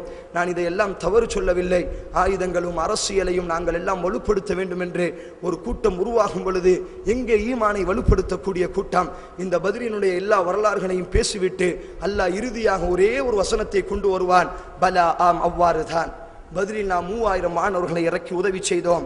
இன் தஸ்பிரு, நீங்கள் பொறுமையாக இருந்தால், வதத்தகு, அல்லாஹ்வுக்கு மாத்திரம் நீங்கள் பயந்து வாழ்ந்தால், அன்றைக்கு 3000 என்று சொன்னால், வயதூகும் மின் ஃபௌரிஹிம் ஹாதா யும்திதுகும் 5000 மினல் மலாயிகத்தி முன்சிலீன், உங்களை பாதுகாப்பதற்காக வேண்டி 5000 மாணவர்கள் இப்பொழுது தயாராக இருக்கிறார்கள்.